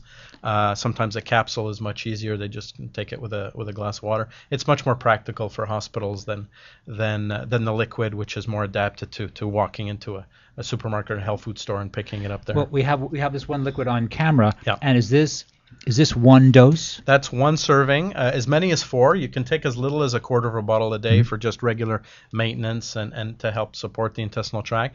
We recommend as much as a bottle a day for people that are on antibiotics, which is important. If you're killing your good bacteria with antibiotics, you need to replenish them with a probiotic. Even the MDs now, not to cast aspersions, but the MDs are recommending probiotics now when they give antibiotics. I mean, and that is something they were not really doing 10 years ago, but now they really seem to, in general, be doing that. They've just started. It's still, they're still few and far between. Right. They don't always remember. They have a challenge of identifying which probiotics are most effective to recommend to their patients. There are thousands of them on the market. Yes. So choosing the one that works is not an easy thing for consumers. A lot of people don't know what to look for to find an effective probiotic. Well, the nice thing about yours is you did the science Yep. and you do the manufacturing. Yep. So yours is not a private label product like Bob's Vitamins. Yours is a patented product. Yeah. And so that gives you a huge advantage, does it not? It does, and it also makes us it gives us the ability to make sure that the product from the time of manufacturing to the clinical studies has not been adulterated. The product that we use in our clinical studies is what people can go to the health food store and buy, or they can ask their pharmacist for it, or they can go to some supermarkets. But typically where people are going to buy natural health supplements, that's where they're going to find BioK Plus. But again, it's the same product. We've done clinical studies on our capsules, and we've done clinical studies on our liquid product as well, because the liquid product works, and the capsule is the same formula, the same potency, but it's a vastly different form. The bacteria have been freeze-dried. They've been denatured to a certain extent. I see. And there's no inherent guarantee that the same bacteria in a different environment are going to deliver the same benefits. So that's why, again, we insist on doing clinical studies on the finished product, because as soon as you change the flavor or the substrate, you go from a dairy culturing medium to a non-dairy, flavored, unflavored, sweetened, unsweetened, you can change the behavior of the bacteria.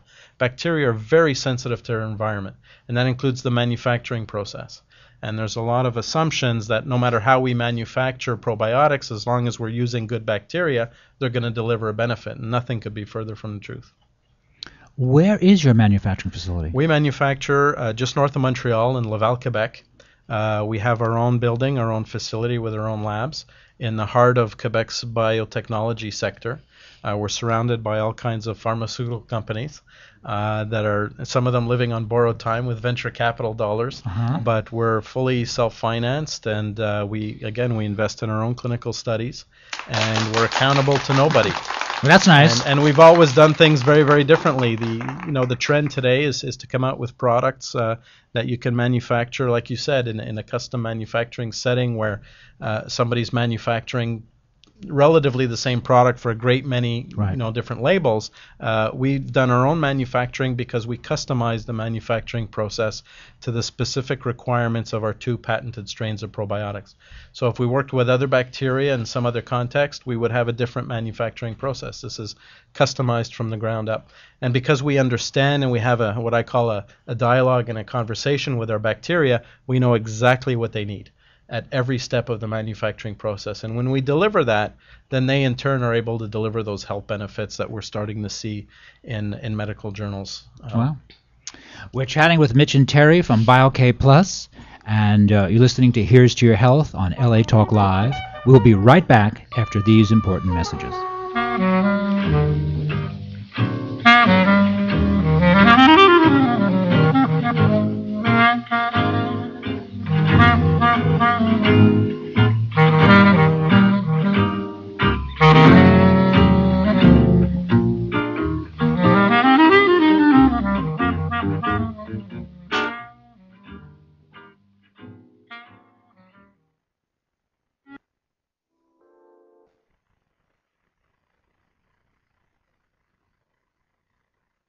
Hey, this is Richard Carr, General Manager for LA Talk Live, and I wanted to take a moment out to tell you about one of my favorite places.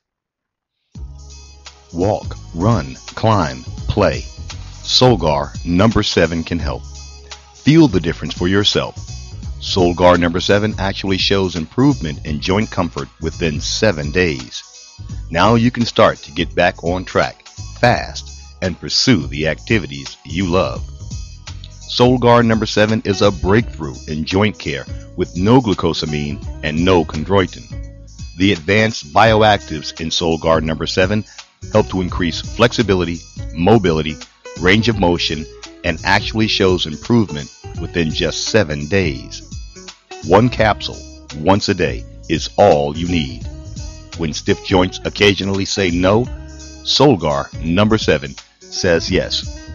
Visit Solgar.com and learn more about Solgar number 7 today.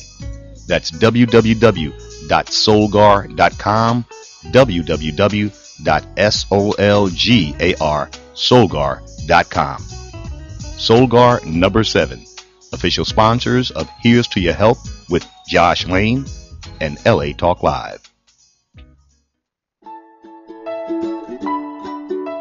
Bottled at the source since 1871, Mountain Valley Water is the deepest operating spring in America. This naturally alkaline water, with a perfect blend of minerals, has a crisp, clean taste that's twice been named best tasting water in the world. Mountain Valley Water has been served in the White House for 13 presidents, but it's also served kings including Elvis Presley, whose only requirement on tour was 2 6-packs of Mountain Valley Water. Delivered to your home or office in glass bottles, Mountain Valley Water will give new customers in Southern California their first 2 5-gallon bottles free. For more information, call 1-800-499-9982 or visit us online at www.mountainvalleywaterla.com. Mountain Valley Water is the official sponsor of Here's to Your Health with Josh Lane on LA Talk Live. Joshua Lane, member of the board of directors of Dr. Ann Wigmore's Hippocrates Health Institute, Josh Lane was part of the Dr. Ann Wigmore team that brought wheatgrass, sprouts, and raw foods to a worldwide audience. And now the host of Here's to Your Health on LA Talk Live, Joshua Lane.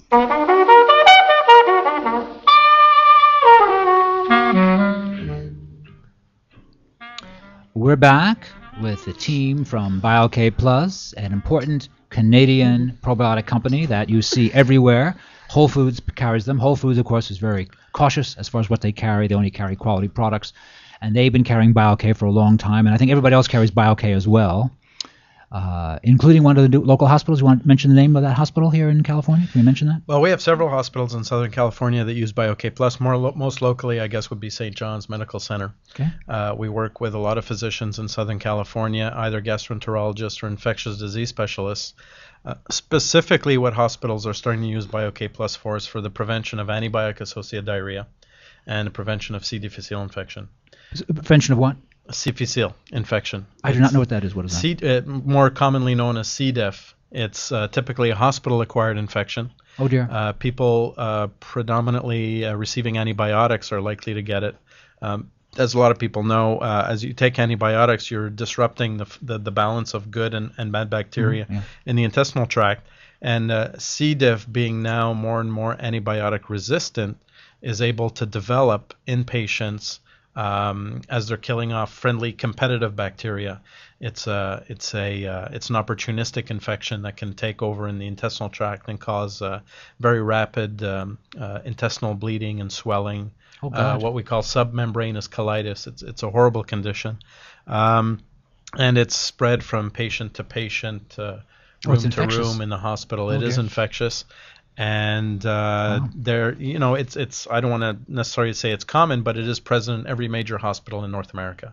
It's really all over the place. And in Quebec specifically, from 2003 to 2005, we had over 1,800 patients die in hospital because of this infection. It's worse than MRSA or MRSA. Some people may know it. It works more rapidly, and it's really localized in the intestinal tract. And there are studies clinical studies that we've been involved in to show that it can be prevented. The challenge is getting physicians to work in a preventive medicine model, as opposed to waiting till patients get sick and then worry about treatment. So with BioK Plus and the education that we're trying to instill in health professionals, we're trying to bring them back to a model where it's prevention before anything else. Because by the time somebody gets the infection, the cost to treat that person and to save their lives is tremendous. It can be as much as $16,000 per patient with that infection. Wow. But the challenge that you really have is to convince a physician or any other person that prevention, it has a place, and that prevention is actually doing something. They might say, "Oh, see that? I don't need this. There's nothing wrong with me." Well, there's nothing wrong with you because you're taking the BioK and your bowels are working. Your immune system is better. So you have that problem. And then the physicians, unfortunately, I'm not trying to be unkind, but the worse things go for you, the more they charge for stuff. So you have that little bit of an inherent conflict. Yeah. Well, the medical system today, and I know the U.S. is embattled with this debate. You've got your own brand. It's called Obamacare here. Right. And Canada has had public health care for decades now. It's not necessarily a better system because resources are scarce everywhere. I think the biggest challenge to any government when it comes to health care is not asking the question who's going to pay, but how we bring the cost down. And I think preventive medicine is key. First of all, people need to stay healthy and live longer. I think people have to take more responsibility for their health, and that's not always an easy thing for everybody to do. A lot of people want to sort of abdicate their rights and say, or their responsibilities and say, I'll get sick and somebody else will take care of it, whether it's my HMO or my insurance cover or my doctor or the hospital, and they're not really equipped to do that. Hospitals are an interesting place when you have acute illness or you need emergency surgery, right. But we shouldn't have to rely on them for chronic issues. And I think medicine as a whole has failed miserably at treating chronic disease. Some would say that medicine encourages chronic disease because it's very profitable for people to need recurring surgery. Well, and actually, and to be on medication. That does seem like a fair statement. So you are a successful Canadian and multinational business person. Is Canada ahead of the United States on these kind of healthcare issues? No. Is that too broad a question? No, I think prevention is no more part of the fabric of Canadian medicine than it is here in the U.S. And of course, there are exceptions. There are particularly progressive physicians that embrace prevention. They work with their patients on diet, nutrition, exercise, using supplements. What's the term? Evidence-based supplements. So supplements that have been shown through science to be effective, because Lord knows they're not all effective or of high quality. But Teresa handed me a couple of examples of some of the studies that we've done over the years. This one in 2005, again in a hospital setting. This is the American Journal of Gastroenterology. That's the that's the American Journal. That one came out in 2010, and that showed that. Are we catching this on camera at all? Can we see this in any way, or not really? It's not super important. Okay, I just read it again. The American Journal of Gastroenterology, July 2010. So that's new material. Yeah, that's the kind of study that we do. The peer review. Is this about your medical product? Journals. This is about our product specifically. This was a study we did to demonstrate that that the formula that we use can indeed prevent antibiotic-associated diarrhea. And again, not a lot of people are talking about this, but if anybody's out there listening or watching that's had family members in a hospital, then they're probably more likely to have heard about it. Again, because it's what we call a nosocomial infection. It's hospital-acquired. What's the word for that? Nosocomial. So healthcare-acquired infection. Hospitals do what they can to keep the place clean and to scrub and to keep it sterile, but you can't see bacteria. Right. So you can wash the floors as much as you want, the phones, the door handles, but people come in with infections and it spreads. And the challenge really is making sure that we're not altering the intestinal ecosystem, our gut flora, to the point where our own bodies are not able to defend themselves. So the hospital environment per se is not the culprit. The culprit is the digestive system that's not contributing to natural immunity the way it should be. So again, it behooves regular people that are in a hospital or not, but especially those taking antibiotics, to make sure that they're replacing those friendly bacteria that are being destroyed with antibiotics, and not waiting 6 months till they have a chronic condition. Taking a probiotic right away, which is what we recommend. You take BioK Plus 2 hours after the antibiotic for every day you're on antibiotics, and an additional 5 days just to be sure. This way you get the benefit of an antibiotic if you have an infection that needs treating. I mean, nobody's suggesting people don't need antibiotics. They can be important medicine, but we have to understand the damage that they can do and be there to repair it at the same time. And what about for the individual who's just an athlete or just wants to maintain wellness? How often should they use the BioK Plus? Probiotics are really for everybody every day. Every day we're stressing our intestinal bacteria by eating, by drinking, by leading a very physical, active lifestyle, which produces more free radicals. Every day we rely on getting key nutrients to our cells. Those are determined, the absorption of nutrients is largely determined by the quality of our bacterial flora. It's largely determined by the quality of our intestinal cells, which probiotic bacteria help to repair and strengthen. And eliminating toxins that our body produces naturally during the digestive process is also ensured by having a healthy bacterial population. Unfortunately, you can spend 10 minutes in front of the television and see 20 TV commercials about products that destroy bacteria. The sprays and the lotions and the creams and the ointments, everything to make the environment around us sterile. But we don't think about the friendly bacteria that we need as much in the intestinal tract that live and are antagonistic to harmful bacteria, because it's really not the bacteria on the top of a sofa or a couch that's going to be harmful. It's the stuff that's developing inside our intestinal tract that we have to worry about. Nature has put good bacteria into our bodies from the moment we're born to teach our immune system and to lead that battle. But that requires maintenance. Like any good army, they need constant training and they need replenishment. And that's a daily job, and that's why a probiotic like BioK Plus is great, because people can eat it or drink it, put it in a smoothie, put a little bit on their fruit, give it to their kids. Again, as little as a quarter of a bottle, and it gives you some daily support. And what about, okay, so we talked about some serious health problems, but so does the athlete benefit from taking probiotics? Well, athletes are particularly prone to immune challenges, especially those working at elite levels that are training very, very hard. Again, free radical buildup inside the that tends to weaken the immune system. Probiotics produce their own antioxidants inside the digestive tract.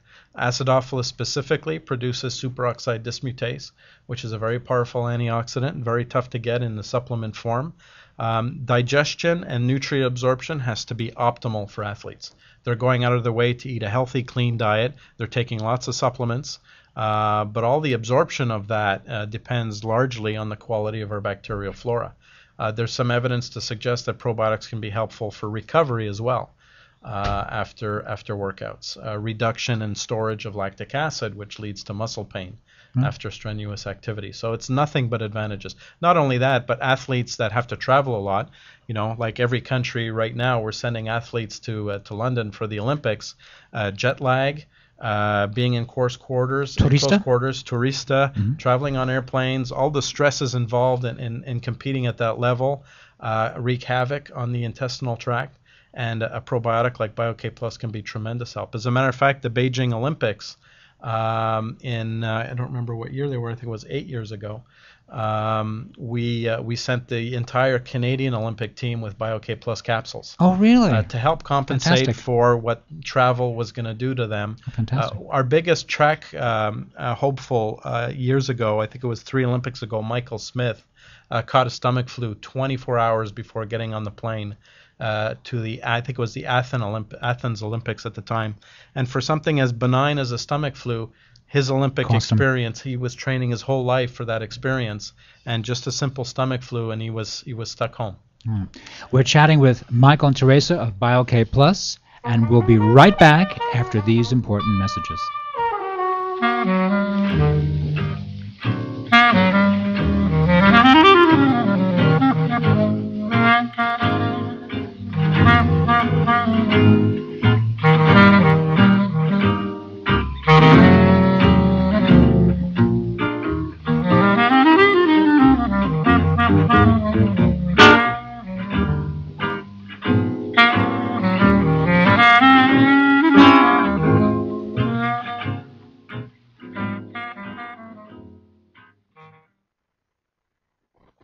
Hey, are you spending your time or are you wasting your time? Well, kill some time hanging out with Michael Collier, Brooks Jackson, and the whole crew at the Michael Collier Morning Show. I Get Up Late. That's every Tuesday, 3 until 5 p.m. Pacific Standard Time. If you don't know what that is, you better get on the internet and look it up. And while you're there, go to latalklive.com and check me out.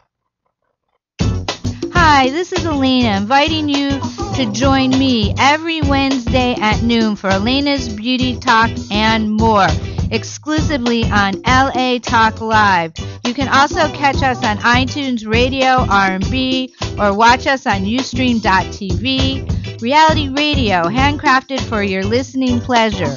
This is LA Talk Live, and we are more than just talk.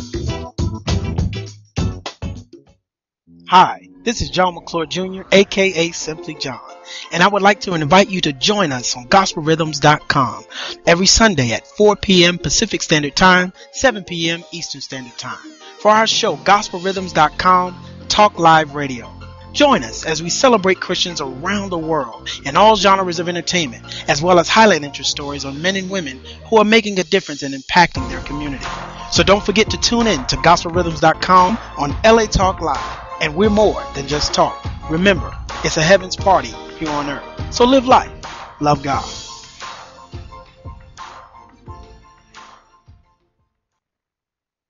Joshua Lane, member of the board of directors of Dr. Ann Wigmore's Hippocrates Health Institute, Josh Lane was part of the Dr. Ann Wigmore team that brought wheatgrass, sprouts, and raw foods to a worldwide audience.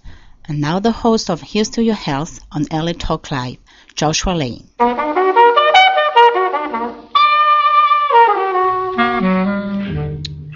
We're back. You're listening to Here's to Your Health on LA Talk Live. I'm your host, Josh Lane. We're here today with Mitch and Terry from BioK Plus, a very influential probiotic company from Canada, but everywhere now. So how many countries are you in now?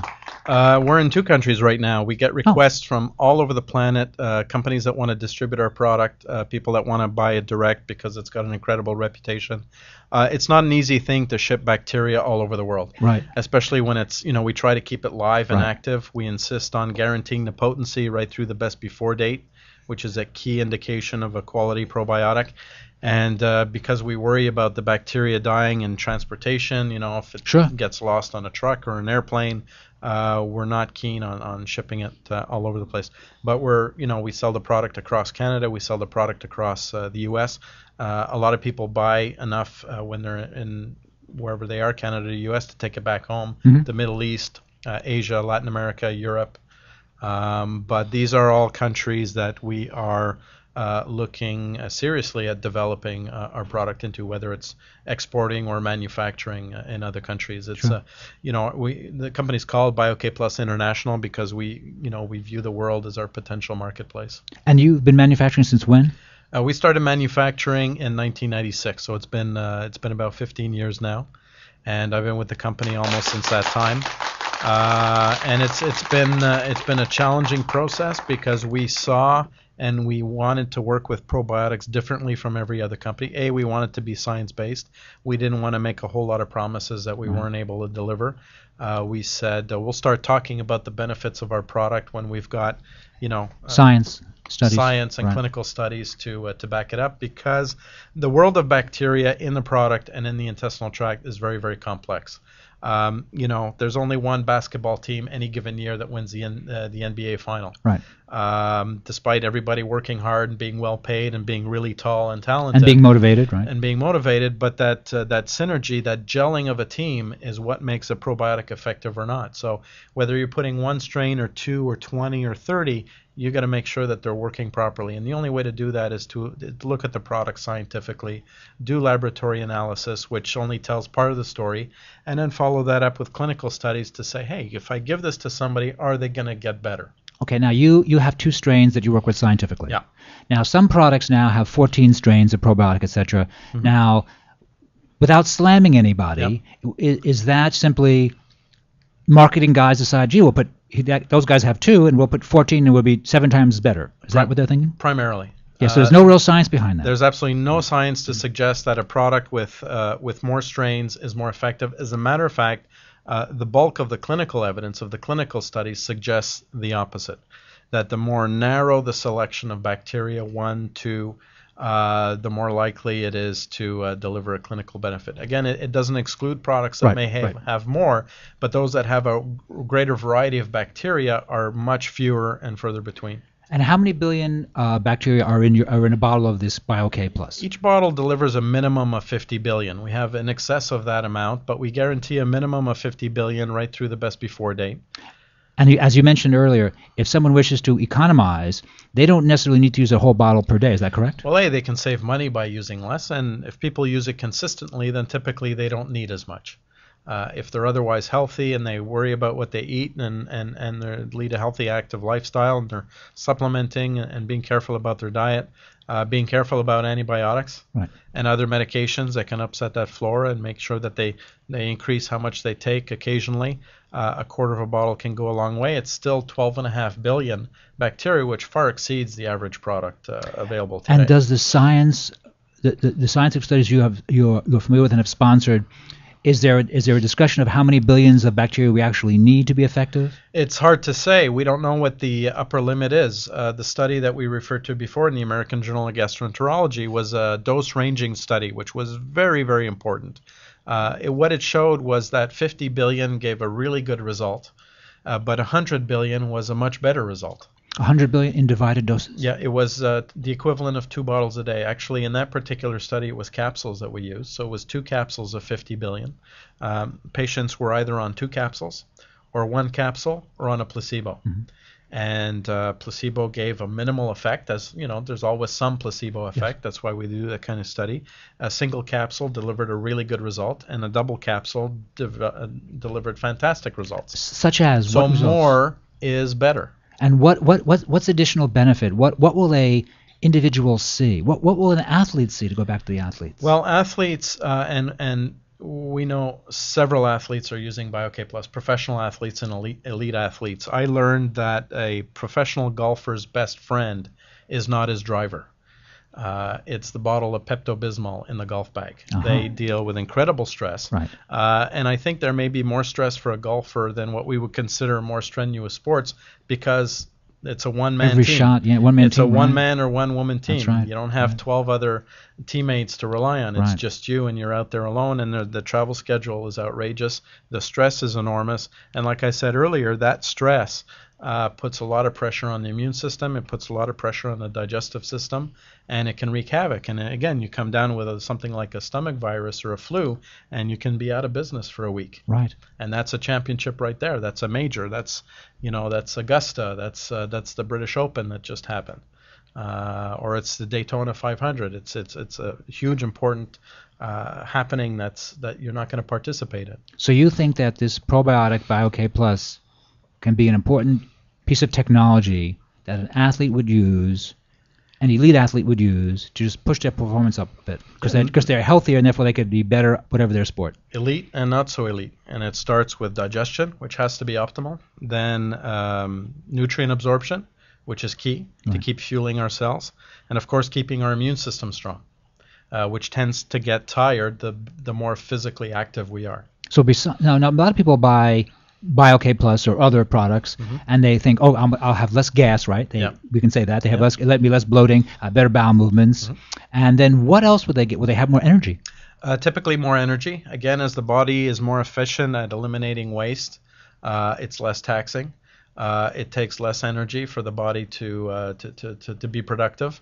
We're getting, again, more nutrients from our cells, or more nutrients to our cells, and reducing the production of free radicals, which fatigue us and fatigue the immune system. So in other words, besides that, everyone knows, oh yes, I take BioK because it's good for bowels, I have less gas, etc.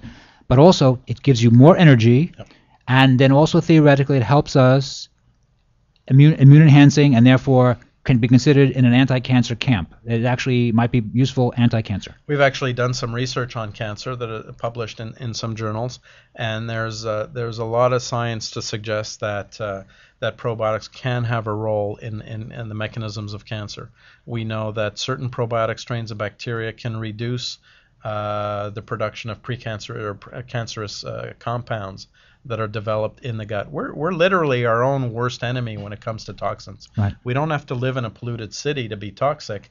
Just by digesting food and metabolizing our nutrients, the body produces its own toxins. That's why we have an eliminatory cycle. Our body's programmed to eliminate waste, but that's not happening, appropriately enough or well enough or efficiently enough. Then things get backed up, and then we reabsorb All right. toxins. So speaking about bowel health. Yeah. As Bernard Jensen, I'm a big fan of Bernard Jensen. He likes to say, bowels are central to good health. So if we have viewers listening to the program who are not moving their bowels, they're constipated, they could take psyllium, Seneca, Scarosa Grata, those work. But if a person uses BioK Plus, then theoretically they have a lesser need for those, and maybe they wouldn't need those at all, because the BioK really addresses the fundamental issue. Yeah, it addresses peristalsis, which is the muscular contractions that force elimination of the bowel, as opposed to being an irritant or a stimulant, which is an artificial tickling, if you will, of the colon, the way a laxative would work. And what we do know that is these kinds of preparations and supplements, as interesting as they may be very short term, they do and can make the bowel lazy over time. And again, so what's the difference between the BioK Plus and the other herbal stimulants? Again, what's the scientific difference? It just works more naturally. They're really part of the natural mechanism that allows our body to eliminate properly. It helps improve peristalsis. Yeah. It does not stimulate. It's not an irritant. It's not a stimulant. It's more of I don't want to call it a tonic, but it helps to tone and normalize intestinal transit. So it's not too fast, because the opposite extreme is diarrhea, which is no better. We can get dehydrated. We don't absorb our nutrients as efficiently because they just flush through us. It's really that happy medium in between. So then the probiotics actually seem to do everything. It's like taking a multivitamin. Probiotics have the potential to contribute to many, many facets of health. The challenge is it's a big promise, and most products are very short on delivery. So again, we always encourage health professionals to investigate products, to look for the research, look for the studies, look for the science, and for consumers as well. You're not going to see the results of clinical studies on our packaging because the FDA doesn't allow that. But you can certainly call our customer service or go online. There are resources to look up clinical studies online or ask us for copies of them, and really find out what this product is able to do. And if people wish to try BioK. So Whole Foods carries it. Who else carries it? And does everybody carry it? Well, Teresa is our expert on who carries it locally because she's done a great job of developing the Southern California market. Thank you very much. Thank you. I'll let her. I'll let her answer that. Okay, question. and you also mentioned. So we did mention St. John's Hospital. You want to mention another hospital, or you don't want to? Or is everybody using it? You know. All hospitals? Who's using it? Because that the hospital part, I'm very happy to mention that because you have a science-based product. Yep. It's not just Bob's Acidophilus, and so we need to people know that the hospitals are using it because we want to see ourselves as allies of the hospitals. Bakersfield down to San Diego, there are probably about 20 hospitals in Southern Okay. California right now using it. Right. Yeah. Mm-hmm. And then a lot of the health food stores, co-ops, some pharmacies, Lassen's. naturopath, Lassen's. Yeah. Lazy Yep. Acres up there in Santa Barbara. Yep. Okay, Lazy everybody, Acres, everybody. Jimbo's down in San Diego, Sprouts, Henry's, Mother's Markets. Mother's very Market is big. dynamite. Mhm. Yes, they have everything. They're fantastic. I'm speaking Yep. there tonight, as a matter of fact, Oh, in really? Costa Mesa. Yeah, Yeah, it's a And fun store. Yeah. That's this evening at 6:30 at Mother's Market in Costa Mesa. You can all come. All righty. And also, if people wish to learn more about BioK, what's the web address? www.biokplus.com. Okay, thank you very much, Ms. Yep. Teresa. Thank you very much. It's been a pleasure having you on. Thank you. You've been listening to Here's to Your Health on LA Talk Live. Thank you for tuning in.